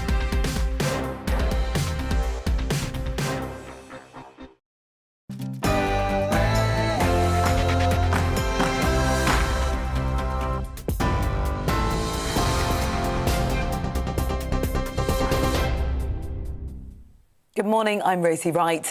This is your news at 11 o'clock. Boris Johnson is facing the biggest rebellion since he became Prime Minister, with dozens of Tory MPs expected to vote against COVID restrictions later today.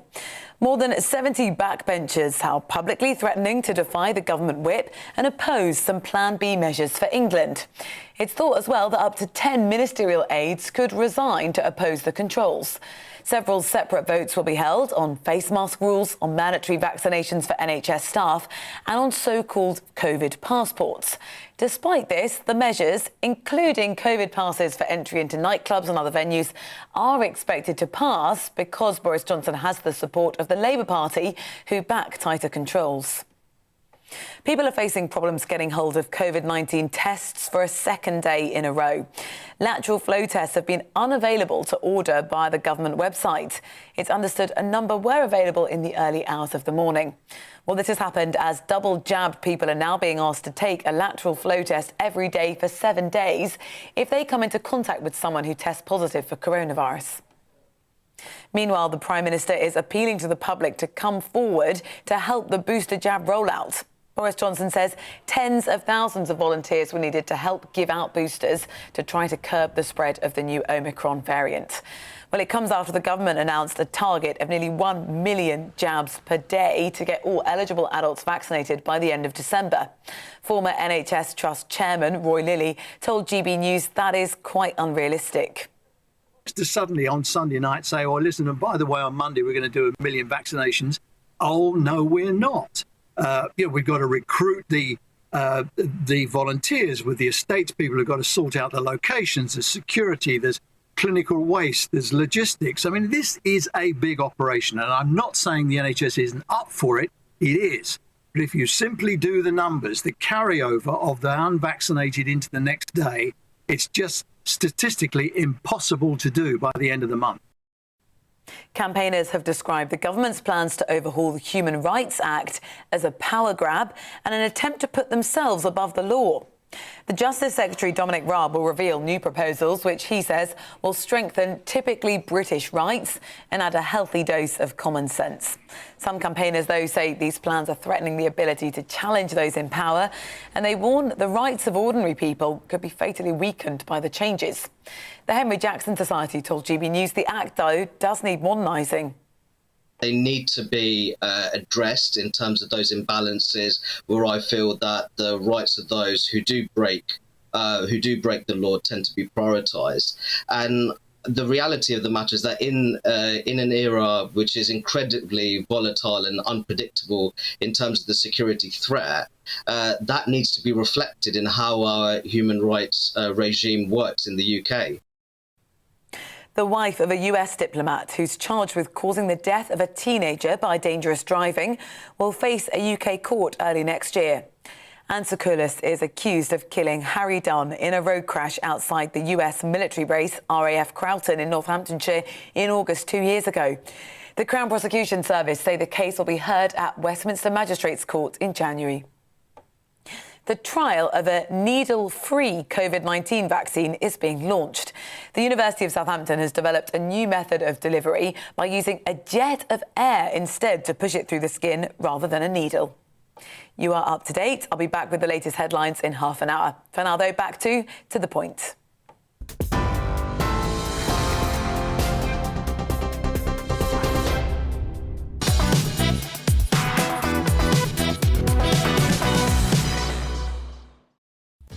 Good morning, you're watching To The Point on GB News with me, Mercy Moroki, and Patrick Christie's, and we've got a final hour full of all of today's big stories and lots of discussion as well on the issues you're talking about at home. So here's what's coming up. Yeah, well, Boris Johnson is set to face the biggest rebellion of his premiership today, as more than 80 Tory MPs are expected to vote against the government's Plan B restrictions. Well, in just a few moments, we'll be joined by Conservative MP Tobias Ellwood, who has called for the creation of a dedicated COVID department. Yes, and the boss of Wetherspoons, Tim Martin, has hit out at ministers, accusing them of implementing lockdown by stealth, as some pubs lost all of the Christmas bookings overnight when restrictions were announced. We'll be talking to a pub owner about how these fresh round of restrictions are affecting his business. Yes, indeed, it is looking pretty bleak out there, it's fair to say. But also on the show, food and farming businesses are warning that the government needs to fix the supply chain crisis to ensure the UK's food security. We'll be live with a farmer in Lutterworth discussing the current state of the food supply chains and how this might affect Christmas. Yes, that's all coming up over the next hour. We're here until midday as usually, and you can get in touch GB Views at gbnews.uk. But first, Patrick gives his views on gender identity.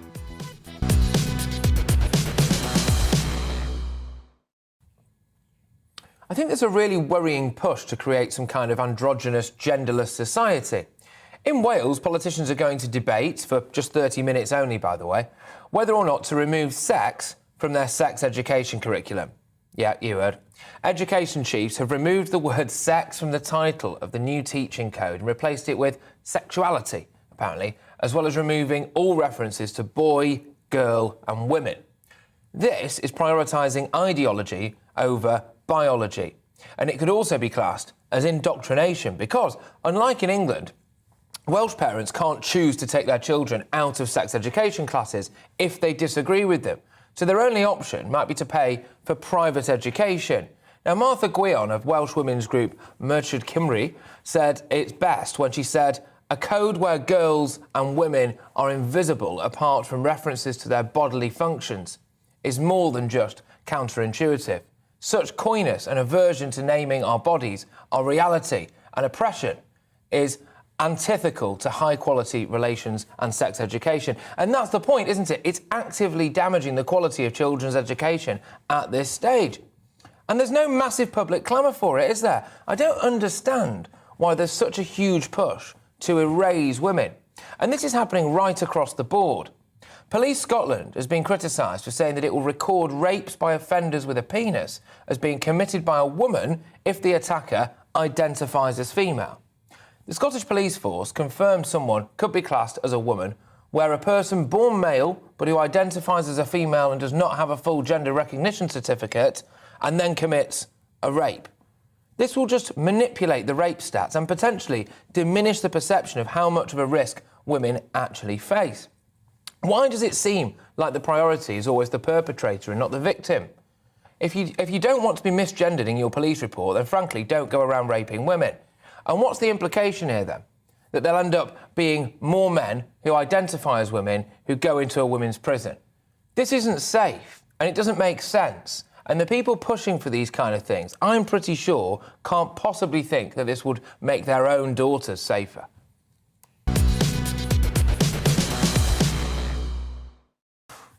Yeah, it just makes me angry that, you know, it's one of those things. It's a bit like when people are talking about, you know, oh, our terror laws are too hard, and it's like, right, well, would you allow a terrorist into your house? And they go, oh, you know, come on, there's no problems, no problems whatsoever that could possibly come from having a male sex offender just walking around a women's prison. I think the point about it's counterintuitive and counterproductive when these people advocate for these sorts of things, and some people in the LGBTQ+ lobby advocate for things like, you know, genderless, sexless education or gender-neutral education.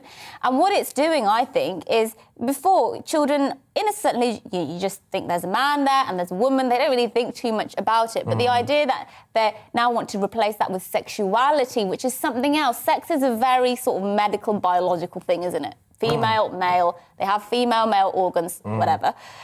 Sexuality starts sexualising children. Sex becomes something to do with, gender identity. It forces children to think about sex, I think, in a way that isn't purely biological and is something completely different. And I think it's quite sinister, and I think you're right to say that it doesn't keep women safe. No, it doesn't keep women. We've just had Susie get in touch in the inbox. Says, my 13-year-old daughter was in an assembly on transgenderism. She says, Mum, it's like they want us to be one. It's not impartial teaching. And I think this is a really interesting point. And that's kind of what I said. There does seem to be a push now for some kind of genderless and, androgynous society. And I don't quite understand why that really is. Yes, well, keep your views coming in on that and everything else, but we will just move away from that and move to our top story that we've been speaking about today. Fears of a Tory rebellion have led Prime Minister Boris Johnson to split his COVID Plan B measures into 3 separate votes in Parliament this week. Later on, the House of Commons will debate the introduction of vaccine passports for some venues.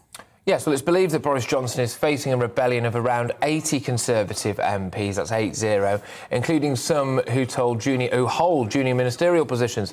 Now, if this proves to be true, it will be the largest rebellion he has faced as Prime Minister. Yes, well, GB News national reporter Paul Hawkins is live for us this morning in Westminster. Paul, how big are we expecting the Tory rebellion to get by the time this vote takes place? Could be anywhere up to 80 Conservative MPs voting against the government, Mercy, at least 60, so somewhere between 60 to 80. The last biggest rebellion against the government was last December when 55 Conservative MPs voted against the government over those tier restrictions. So somewhere between 60 and 80 when those 4 votes take place, around about 6:30 this evening. And one of the individual votes will be on COVID passes, and voting against that will be the Conservative MP for Bournemouth, Tobias Ellwood, who I'm pleased to say joins us now on GB News. Tobias, why will you be voting against the government on COVID passes? Well, firstly, important to underline the fact that I hope the majority of MPs will be supporting the Prime Minister's wider plan to make sure we get those vaccinations. And I encourage everybody to get your second, third, jab. That's what's going to defeat this virus, this Omicron latest variant. But the detail in it, a series of votes today, one of those, as you say, is on vaccine passports. Look at that detail. You could go into a nightclub just using a lateral flow test, a negative one. I could get in using my dog-eared certificate showing I've had 2 vaccinations, which was completed 6 months ago. And that's been proved to show that 2 vaccinations is not enough to tackle this, to make sure that I'm immune. So there is not a logic behind this, but it is impacting big venues which are in my constituency, and that's why I think the government needs to think again on this. Why is it expending so much political capital on this issue when actually all of us want to get through this pandemic, get through this wave in a sensible way? Well, the government's saying get your booster so that you're fully vaccinated, then you've got the maximum protection against this new variant, then use that dog-eared COVID pass to then get in the nightclub, and with 3 jabs you're much better protected. That's their point. Absolutely right, but that new rule on it showing 3 jabs rather than 2 won't come in until February at least. There's not even a date set for that. By this time, this particular wave will have moved on.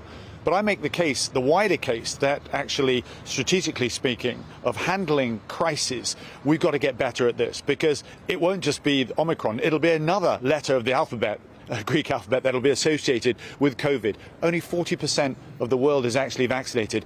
Plenty of scope for another mutation to take place, for us to be hit again with a more vicious, potentially, variant. And because of that, we need to get better at this. At the moment, we're leaning again on our exhausted but brilliant NHS to do all these vaccinations. We need another tier of capability that operates separate to those, the pharmacies, the doctors and the surgeries, because they've got to get back to their day jobs. Yeah, when you talk about the government getting better at handling crises, are you talking about COVID or allegations of Christmas parties? Well, Christmas parties and so forth have been a distraction, and it's breached a little bit of trust which needs to be repaired.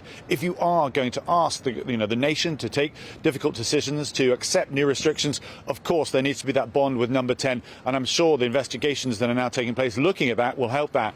But yes, it's a distraction. It's a distraction not just in dealing with COVID, it's also a distraction. I'd prefer to be talking to you about my Navy report that came out today saying our armed forces and our Royal Navy is too small given the threats that are coming over the horizon. Yemen, or what Russia is doing with Ukraine. These are all bigger issues which I'm afraid aren't getting the limelight that they deserve. Yeah, I mean, you must be rolling your eyes. First, there was this, then there was the Owen Paterson scandal. You know, if we go all the way back to Barnard Castle, you must be getting tired of not just the crises that engulf the government, but the way it deals with them. Yeah, and this is what we need to get right. And it's important that we learn from this now.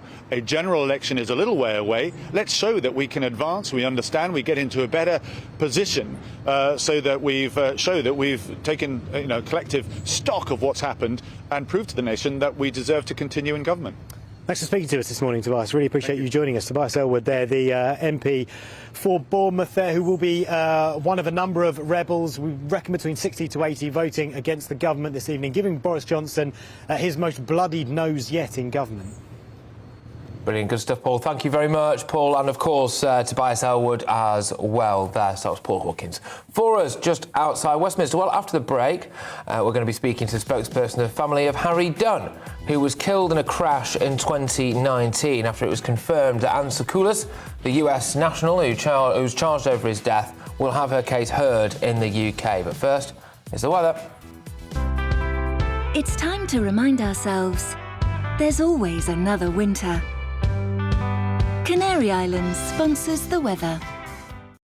Hello again. Grey skies for most of us today, with some patches of drizzle here and there as well. But it will be wet in the far northwest for northern and western Scotland in particular because of these weather fronts which are moving in from the Atlantic, containing some steady and heavy rain at times. This weaker weather front, trapped by an area of high pressure, brings thicker cloud across some central and southern parts of the UK and some light rain and drizzle at times, particularly for parts of Wales over the higher ground, southwest England as well.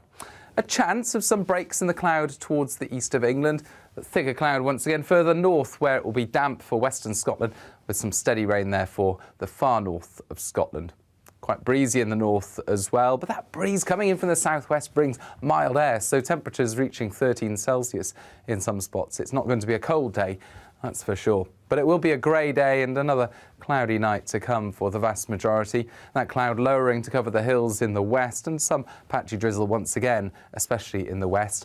The steady rain across Scotland pushes south into parts of Northern Ireland, southern Scotland and northwest England. And it's a mild night. It's going to be frost-free virtually across the board. But it'll be a bright start to the day for parts of, say, the Midlands into eastern England. Some sunshine here at times, a better chance compared to this afternoon. Elsewhere, generally cloudy skies, but the area of cloud and rain across Scotland sinks south into Northern Ireland, northwest England, and it brightens up for the north of Scotland with some sunshine here, albeit with a few showers for the far north. Feeling a bit colder here, otherwise it's another very mild afternoon to come with temperatures largely in the double figures. A lot of cloud cover then as we end Wednesday. Some breaks there to the east and the far north. With high pressure building from the south as we head towards the end of the week, it's going to be largely dry, but it will stay mostly cloudy and it will turn just a little bit colder. Canary Islands sponsors the weather. You're watching GB News live across the UK and the world on our digital stream. GB News is Britain's news channel. We are the UK's home of discussion and debate from all perspectives. We are here for you. Don't forget to join our YouTube community by clicking on that subscribe button. And if you want the GB News app, you can click and catch up on programmes anytime. We love to hear from you, so email us. gbviews@gbnews.uk. Thanks for being part of the GB News family. My name is Andrew Doyle. Join me every Sunday evening at 7 p.m. for Free Speech Nation. This is a show where we address current affairs and news stories of the week with the help of two wonderful comedian panellists. I brought in comics because I want to give it a lighter edge, and also they work for less. See you there.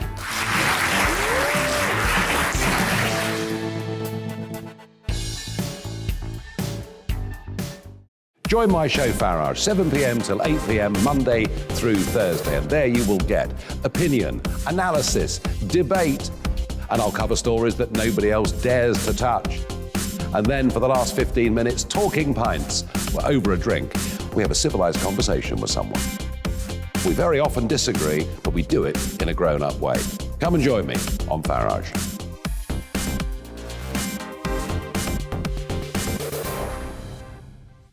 I'm Colin Brazier. I've reported from more than 70 countries around the world, covered wars from Afghanistan to Iraq, from Lebanon to the Balkans. I'm trying to bring that experience, that feel for events, to the studio. And something else. I'm ready to give an opinion. Today's stories with a spark. Brazier from 8 p.m. weekdays on GB News. Join us for the Political Correction. We're here every Sunday to correct politics and put you, the people, back in charge. We talk about all areas of the United Kingdom, including Northern Ireland. Our debate goes way beyond the Westminster Village. It's about the real country. It's about your opinion. So please, we want you to tell us what you think. This is the Political Correction. Every Sunday morning from 10 a.m. here on GB News.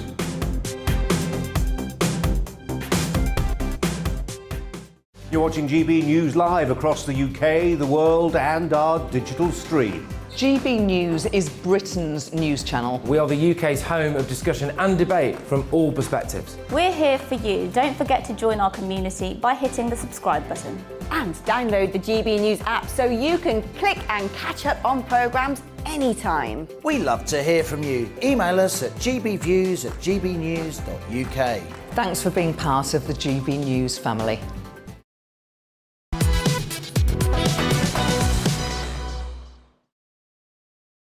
Good morning. Now, the Crown Prosecution Service have said that Anne Secoulis, the US national charged over the death of 19-year-old Harry Dunn, will have her case heard by a UK court. Harry Dunn died in a crash with a car near RAF Crawton. Yes, indeed. It was, of course, in Northamptonshire, and that was on the 27th of August 2019. I think we all remember that incident pretty clearly, don't we? Well, prosecutors previously authorised a charge of causing death by dangerous driving against Miss Secoulis, who left the UK in 2019 and cited diplomatic immunity. But they have yet to confirm if she will actually face the same charge. Yes, well, let's speak to Rad Seeger, advisor and spokesperson for the family of Harry Dunn. We appreciate you joining us this morning. What do you make of this new development? I'm sure this is something Harry's family welcome. Good morning. Look, it's everything that we've been campaigning so hard for over the last nearly 2.5 years. And the news we got yesterday was the culmination of, the most enormous project imaginable. And, look, it was clearly a massive development for the family. What's the time frame looking like now, then, do you think? Do you think you'll see some movement on this pretty quickly? Yeah, so what we were told yesterday was that the first hearing in the case will be on the 18th of January next month at Westminster Magistrates Court. So, just over a month away now.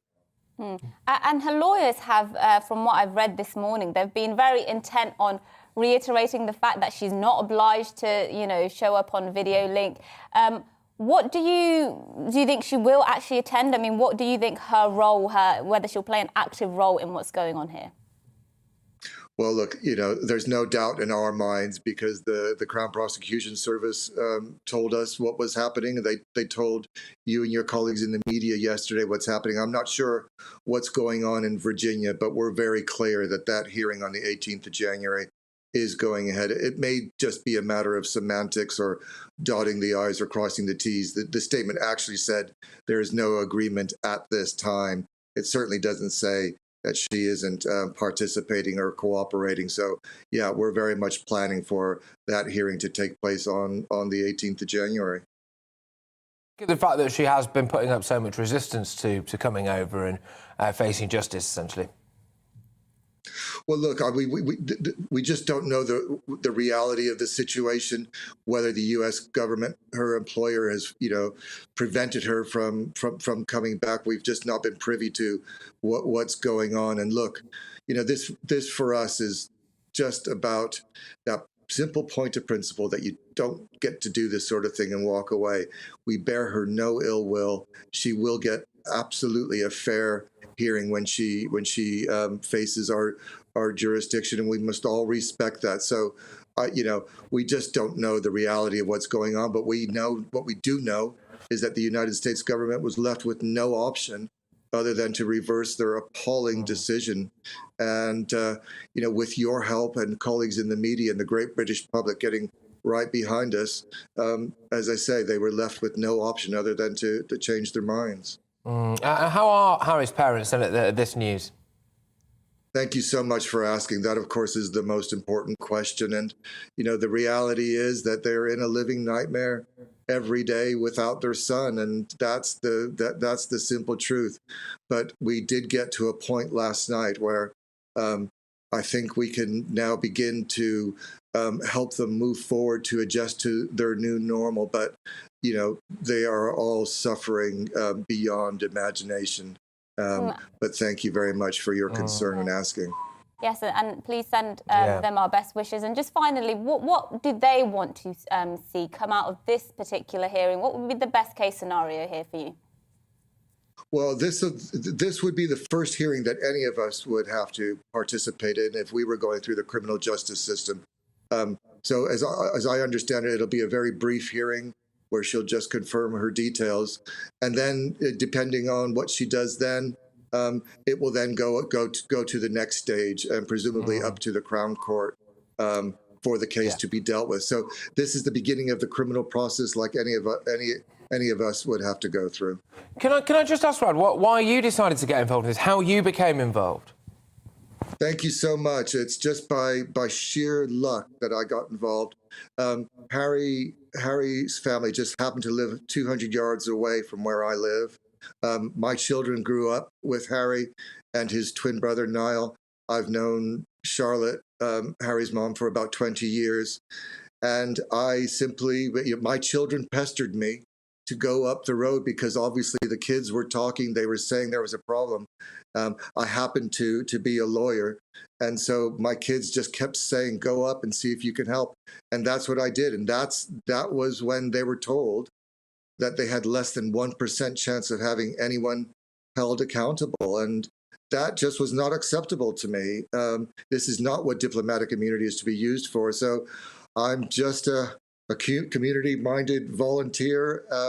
I'm not being paid for this, and I just am helping my neighbor out, as I hope that they would do if I were in the same situation. So, but that makes me in many ways so angry because it shouldn't have taken me to scoop them up. We know the British government didn't put their best foot forward at the time. The conduct of the U.S. government was despicable, will be the subject of further inquiry when Harry's inquest comes, and there will undoubtedly be parliamentary inquiries. But we just are very clear that this should never happen to another family again. And if we get to that point, I know Charlotte and Tim will be able to rest easy knowing that Harry's death was not in vain. Well, thank you so much for coming on and speaking to us. Send our best wishes again to Charlotte and Tim, and good luck in your fight for getting justice for Harry. Of course, Rad Seeger, their advisor and spokesperson for the family of Harry Dunn. Yes, indeed. Gosh, it's such a battle that they've had, isn't it? Really. Yeah, you don't expect it to be that arduous, do you? When somebody's this happens to your child, and you don't expect to have to go through this to actually get some form of justice, really, but best wishes to them. Yes, indeed. Well, the government is proposing what it calls common sense reforms to the Human Rights Act, adding that it will restore confidence in the legal system. Justice Secretary Dominic Raab says the plans will prevent a right to family life being abused by foreign criminals, but campaigners are warning that the proposed changes will limit the way that we can actually challenge those in power and that the rights of ordinary people could be weakened. Yes, while Dr. Rakib Ahsan, a research fellow at think tank the Henry Jackson Society, spoke to GB News earlier, he was asked whether or not these proposed changes give a sense of the government putting itself above the law. I do think there's a feeling among the mainstream British public that our current human rights arrangements, they tend to prioritise the individual rights of those who have no respect for the rule of law. So I do welcome changes which address that imbalance. When you look at the European Convention on Human Rights, for example, Article 8, respect for family life, that's actually been exploited by foreign national criminals, including those who have been convicted of terror-related offences to avoid deportation. And I do feel that I suspect that much of the British public do not have much confidence in our border security arrangements at the moment, and they do feel that existing human rights provisions, they do tend to prioritise the individual rights of those who have been convicted of terror-related offences, that they have indulged in criminal activity, and that is at the expense of the public safety of the majority of law-abiding citizens living in the UK. And I do feel there's been a degree of judicial activism which has tended to focus on provisions which ultimately represent the interests of foreign national offenders who have broken the law in the UK, but it doesn't really focus on those provisions which clearly show that public authorities have a right to interfere in the exercising of those rights in the interests of public security. Our human rights arrangements, they're in need of modernisation. They need to be addressed in terms of those imbalances where I feel that the rights of those who do break the law tend to be prioritised. And the reality of the matter is that in an era which is incredibly volatile and unpredictable in terms of the security threat, that needs to be reflected in how our human rights regime works in the UK. Us being a post-Brexit self-governing nation state, you should have the right to decide who remains in the UK and who doesn't remain in the UK, depending on their ability and history of respecting the rule of law. And I think I really make this point that in recent times there has been almost a wave of judicial activism where the rights of those who've been clearly incapable of respecting the rule of law, but not only that, they're being convicted of terror-related offences, the rights of those individuals have been prioritised over the public safety of the majority of law-abiding people in the UK, and that is an unacceptable state of affairs which needs to be addressed.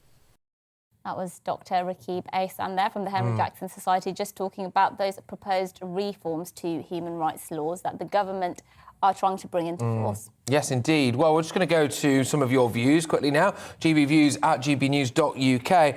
And Amanda's been in touch. Thank you for this one, Amanda. I think it's an interesting point. It says, this is in relation to a statement that I made before about, I'm worried that they're trying to make an androgynous society, trying to remove gender from everything and actively encourage a genderless society at the moment. It comes after, of course, in Wales now, they've removed sex from sex education, naturally. So the reason they are trying to blur the lines between men and women is because a lot of people want to do away with the traditional family unit, and they think that will that's essentially what the push is for there. So that's from Amanda. Thank you very much. And this is from Mel. Having lived in the French equivalent of a vaccine passport for the whole 4-month summer, I found it easy and it very quickly normalises. In reality, once we showed our NH app once at our local bars and restaurants, they didn't ask to see it again.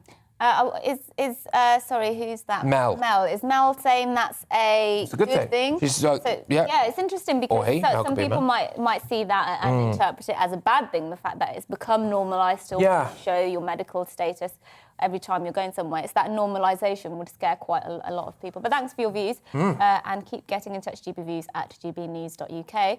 But after the break, we'll be discussing the move by Police Scotland to identify rapists with penises, so male rapists, as women. That's if they identify as women. But before that, a look at this morning's news.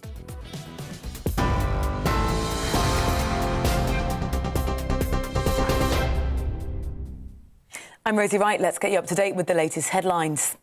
Boris Johnson is facing the biggest rebellion since he became Prime Minister, with dozens of Tory MPs expected to vote against COVID restrictions later today. More than 70 backbenchers are threatening to defy the government whip and oppose some Plan B measures for England. Despite this, the measures, including COVID passes for entry into nightclubs and other venues, are expected to pass with the support of the Labour Party, who back tighter controls. People are facing problems getting hold of COVID-19 tests for a second day in a row. Lateral flow tests have been unavailable to be ordered via the government website. It says double jab people are now being asked to take a lateral flow test every day for 7 days if they come into contact with someone who has coronavirus. The Prime Minister is appealing to the public to come forward to help with the booster jab rollout. Boris Johnson said tens of thousands of volunteers were needed to help give out the boosters to try to curb the spread of the Omicron variant. It comes after the government announced a target of nearly 1 million jabs per day to get all adults vaccinated by the end of December. The wife of a US diplomat who's charged with causing the death of a teenager by dangerous driving will face a UK court early next year. Anne Sakoulas is accused of killing Harry Dunn in a road crash outside US military base RAF Croughton in Northamptonshire in August 2 years ago. A silent walk will take place in West London today in memory of the victims of the Grenfell Tower fire. People will gather at Kensington Town Hall this evening, exactly 4.5 years since the disaster. It comes exactly a week after the government apologised as part of a public inquiry into the fire. You're right up to date here on GB News. I'll be back with more on all of today's main stories in half an hour.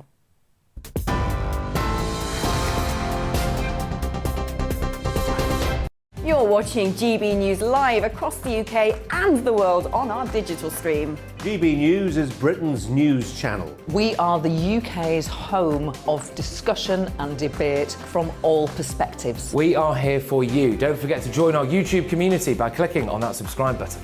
And if you want the GB News app, you can click and catch up on programmes anytime. We love to hear from you, so email us. gbviews@gbnews.uk. Thanks for being part of the GB News family. My name is Andrew Doyle. Join me every Sunday evening at 7 p.m. for Free Speech Nation. This is a show where we address current affairs and news stories of the week with the help of two wonderful comedian panellists. I brought in comics because I want to give it a lighter edge, and also they work for less. See you there.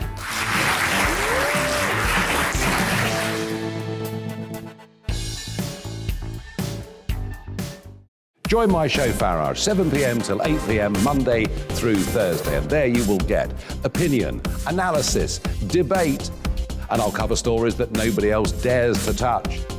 And then for the last 15 minutes, talking pints. We're over a drink. We have a civilised conversation with someone. We very often disagree, but we do it in a grown-up way. Come and join me on Farage.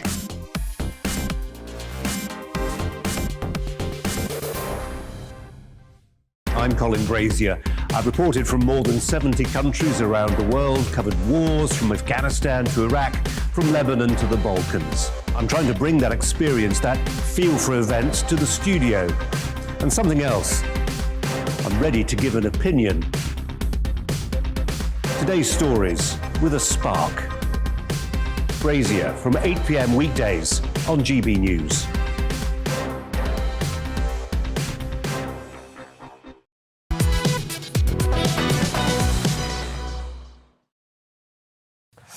Yes, well, Police Scotland has been criticised for saying that it will record rapes by offenders with a penis as being committed by a woman, if the attacker, of course, identifies as a female. Now, these proposals have been described as absurd and set to both warp rape statistics, which is a very difficult thing to say, actually, and threaten women's safety more broadly. Now, conflicts have started to arise as a result of the SNP's new Gender Recognition Act, which will make it easier for people to self-identify as whichever sex they want, of course. Well, the SNP has pledged to honour the requests of rapists with penises to be identified as female in police records, should they wish to. Now, it's interesting, isn't it? Because actually, potentially that could mean that some of those records might not be as easily as accessible as they could be, because you might think, well, you know, I would have assumed I would look for this person under the male bracket, as it were. And I think it also poses another very serious question, which is, do they then go to a female prison? Well, we are joined now by Rona Hotchkiss, who's a former prison governor. Thank you very, very much. Welcome, Rona. Look, what do you make of this decision from the police, first of all? Do you think it makes sense? It's absurd and it's dangerous, and the vast majority of right-minded adults will think it is as ludicrous as it is. And what really bothers me about all of this is that inevitably this will result in it looking like women are committing an increasing number of horrific crimes, which is patently untrue. Why are they not, seeing the fact that this is just misleading? It's blatant lies that women would be committing these sorts of crimes. Well, they do see that, but they can't admit it because it's part of a much wider political ideology, and the police, the courts and prisons are making a political and ideological choice when they choose to go along with this fiction. And that's the danger as well. Firstly, I feel really sorry for the victims of rape and sexual assault who are no longer allowed to accurately name their attackers. They can't do it in court and they can't do it in prison because both will bring penalties. And that is outrageous gaslighting of victims. Yeah, it is indeed. And it's ideology, not biology, isn't it? I think that's something you were alluding to there before. Does this mean that they will go into women's prisons as well, then?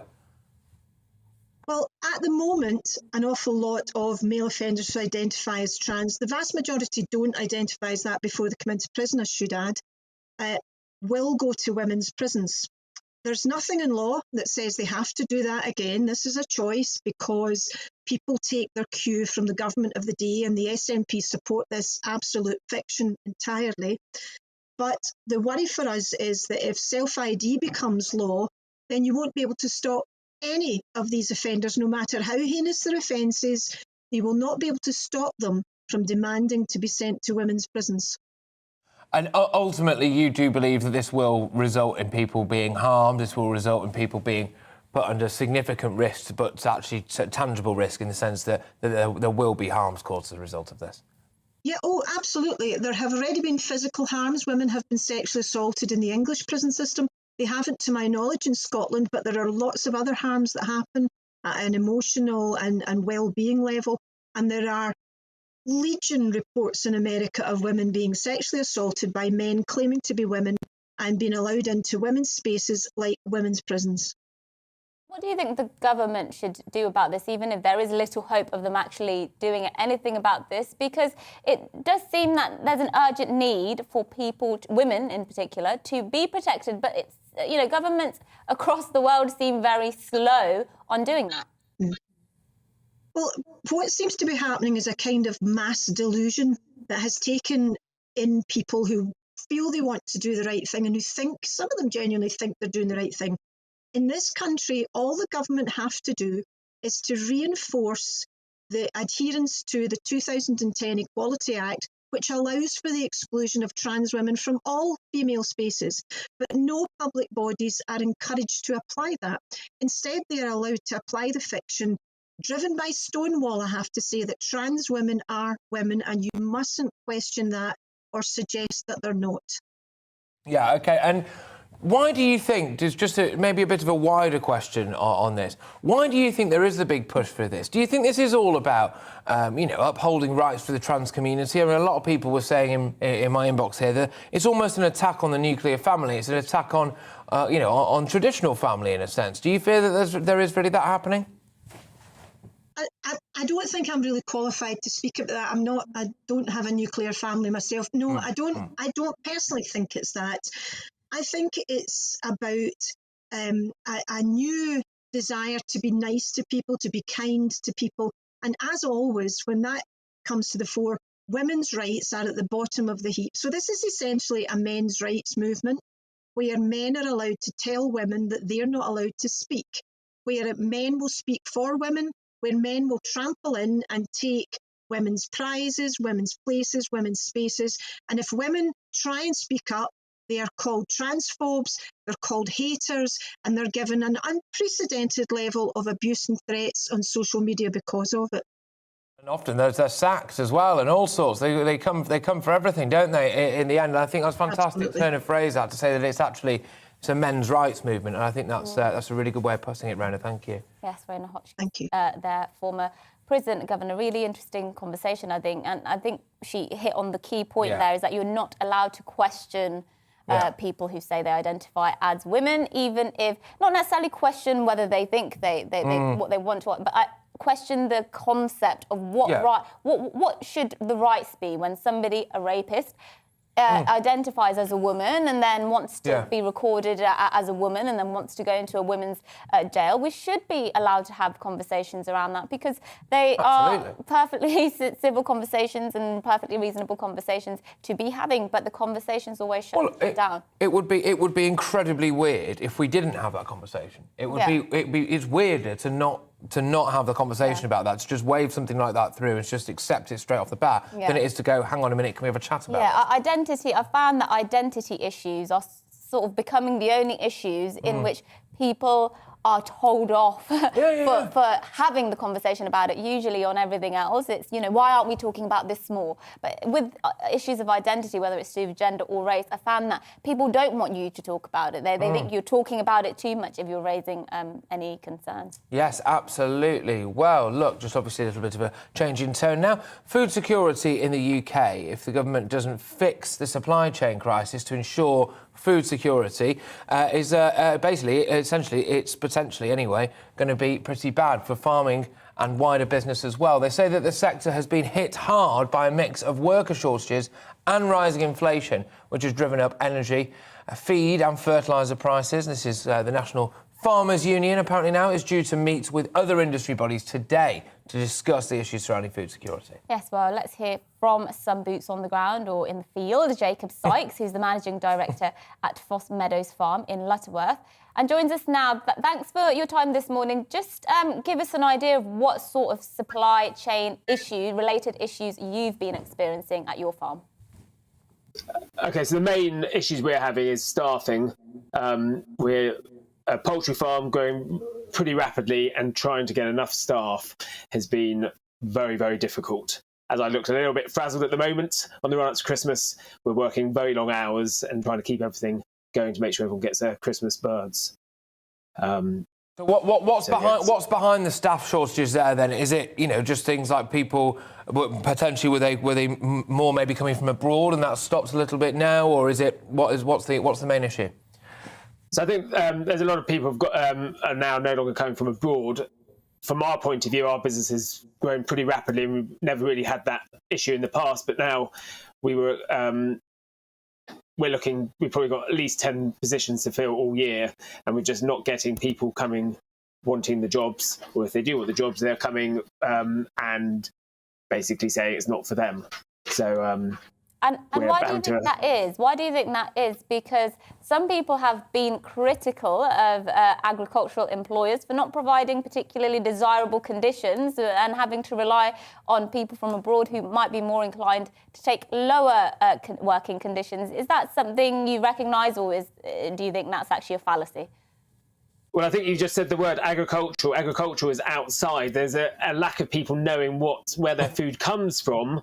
And this is one of the major issues in the UK. People don't understand where their food comes from. People abroad often have a much better idea of where their food comes and understands what quality of food is and what is required for that. And unfortunately, or fortunately, agriculture, often a lot of it is outside, which has got its bonuses. Certainly in the summer, it's fabulous to work where we are amongst the chickens and things. In winter, it does get a little bit harder because it gets colder and things. But that is agriculture for you, where the UK workforce want to be in warehouses and things where they're supposed to be nice and warm. Yes, indeed. So, yeah. How have you seen other areas? How have you seen other areas of your business affected? Things like feed, fertiliser prices. I don't know if we must use a bit of that, I suppose. Energy costs, etc., etc. How are you actually finding that? Is it across the board? This is an issue. Yeah. So we're a poultry farm, so we don't use any fertilisers, and we're high welfare, no fertiliser or pesticides on the grass that our animals are grazing. But what we discovered, we've recently put up a processing plant, so we don't move any birds anywhere now. It's all done on the farm, and one of the issues we found with the fertiliser, the byproduct of that is carbon dioxide, which we need for packing our chickens and turkeys, and that's been in very short supply. And that's caused issues with getting the supply of the carbon dioxide. The carbon dioxide basically prolongs the shelf life of the poultry, of the meat. Yes, indeed. All right. Well, obviously, is it Fossy Meadows? Is that how I pronounce it? Fossy Meadows. I'm just trying to give a cheeky little plug while you've got it. Yeah. So it's Foss is the official, but we prefer Fossy, as in Foss Jazz Hands and all that jazz. With fabulous Christmas poultry and all year round chicken as well. Good stuff. All right, OK. Well, I'm sure I'll be on your website at some point later this afternoon as I gradually get hungrier and hungrier. But thank you very, very much for joining us. Really great to have you on the show. Yes, now let's finish the show on a very important topic, or a very important Patrick at least. Pubs. Wetherspoon boss Tim Martin has accused the government of introducing a lockdown by stealth, as pubs are predicted to lose thousands of pounds in the run-up to Christmas, and many have already lost Christmas bookings amid Omicron fears.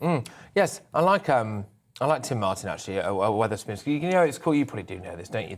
It's called J.D. Wetherspoons because that was the name of one of his teachers at school who told him he'd never amount to anything. Oh, I didn't know that. Yeah, and so he named all the pubs after it. That is a big... that's one way to stick a particular finger up to somebody. Oh, absolutely. I must say as well, so I love a Wetherspoons, but it is the only place to date where I've ever been to a bar, ordered a meal, and it's been at the table before I've got back to that table. And you just... Are you sure you didn't just walk off with someone? No. I'll never forget. It was my local at the time. I was up in the Lake District, went in and, ordered it. And it was something like, I don't know, like a chicken tikka or something, one of those ones. And, like, as I can hear them put it through to the kitchen, I can hear the satisfying ping of something going off. Yeah. And then it was at the table before I was. But I must say, I do really enjoy Spitz. Yeah, it's a staple, isn't it? Yeah. For people of our generation. And a lot of the time as well, they're in actually quite nice buildings. They buy up. He's got a really interesting business model, Tim Martin. Anyway, right. So the Sun newspaper is also reporting that New Year curbs could be introduced within weeks, which would limit the amount of people in pubs, of course, and restaurants across the country. Well, joining us now is indeed Steve Latto, owner of family-run pub The Criterion. Thank you very much for joining us. Definitely not a Spoons, I think, and home of the famous. Is it Cree pie? How do I pronounce that then in St Andrews, Scotland? Cry pie. Oh, there you go. OK, fair enough. Right. So, is our government, as far as you're concerned, introducing a lockdown by stealth? Yeah, it's death by 1,000 cuts. Unfortunately, it's the same as we experienced in March 2020 when they got told. The public got told to avoid the hospitality side of it. It's happening all over again. We're continuing to be as safe as we possibly can, but the Scottish Government or the Scottish Health Board announced last Thursday for everybody to cancel their Christmas parties, which was just a tsunami of cancellations across the board that came across, and now we're picking up the pieces from it, where normally this time of year takes us into January, February, with some money in our pockets, but it doesn't look like that's going to happen this year.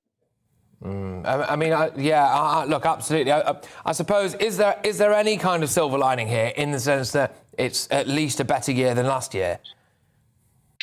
Yeah, this time last year in Scotland, we were actually operating as a cafe, so we weren't able to sell alcohol. So it was we're substantially better off than that. But the problem being is that from our point of view, there's no Christmas parties going about. St Andrews is a huge student town, so we've got a lot of students that have left to go home early in case there's travel restrictions that come in. Our local theatre has closed. They're not doing their pantomime now, just in case any transmission happens, and that all has a knock-on effect to our suppliers as well.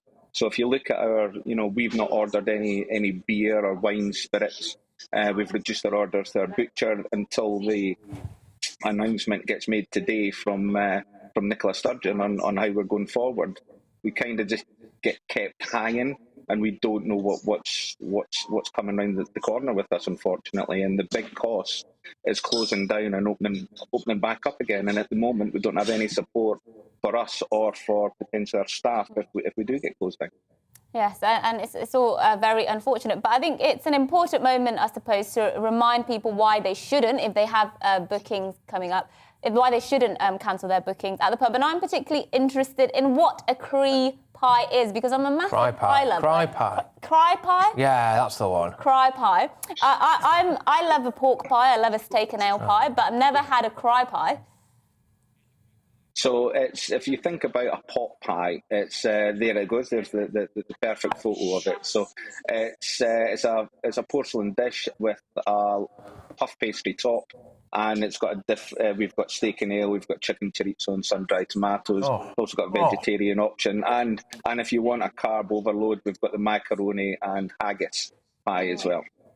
And that sounds delicious. I mean, it's very great that it's lunchtime as soon as we come off air. And what else about your pubs, apart from the cry pies, what else about your pubs makes them particularly exceptional, and why should people absolutely not cancel their bookings? Well, the pub in general, or anywhere you go, the pub is about socialising. It's about hospitality. It's about having an experience that you can't have at home. You know, we've got 160 whiskies, 90 gins, 6 cask-ales, 20 rums, 10 tequilas. You know, we've got the length of breadth, and many pubs up and down the country offer these kind of experiences where you can get together in a safe environment. Do a test before you come out, and we know that everybody's safe then. But please support your local businesses and be safe. Yes, good stuff. Absolutely. Here. Thank you, Steve Latto. Is it Latto? Latto, that's right. Yes, there you go. He owns a family-run pub, The Criterion, and as we showed you there, it's the home of the famous Cry Pie. Yes. Which is in St Andrews in Scotland. Good stuff, yes. It was a proper-looking pie, that. What I can't stand, right, is when you go to a restaurant and they go, you might order the pie if you're that way inclined, and then what will turn up is not a pie. It's a dish filled with the inside of a pie and a little bit of pastry on the top of it. Now, that's false advertising. That's what that was a proper pie. That's what it had, a porcelain. That had porcelain base, but it was surrounded in pastry. And that's the point of a pie. Me very hungry, which is very timely because we have 30 seconds left. Oh, OK, all right. Then I won't tell you my curry sauce incident in Southend. Yeah, that sounds like something I don't want to hear before I have my lunch. So. No, OK, there's always tomorrow. Anyway, that's it from us here, apparently. To the point, but don't go away. Up next is the briefing with the wonderful Gloria Di Pieri. Thank you, everyone who's emailed in and indeed tuned in. It's great to have you on board. Also, just a quick little plug, I'll be covering the afternoon agenda today and all week from 4 p.m. It's time to remind ourselves there's always another winter. Canary Islands sponsors the weather. Hello again. Grey skies for most of us today, with some patches of drizzle here and there as well. But it will be wet in the far northwest for northern and western Scotland in particular because of these weather fronts which are moving in from the Atlantic, containing some steady and heavy rain at times. This weaker weather front, trapped by an area of high pressure, brings thicker cloud across some central and southern parts of the UK and some light rain and drizzle at times, particularly for parts of Wales over the higher ground, southwest England as well. A chance of some breaks in the cloud towards the east of England. But thicker cloud once again further north, where it will be damp for western Scotland, with some steady rain there for the far north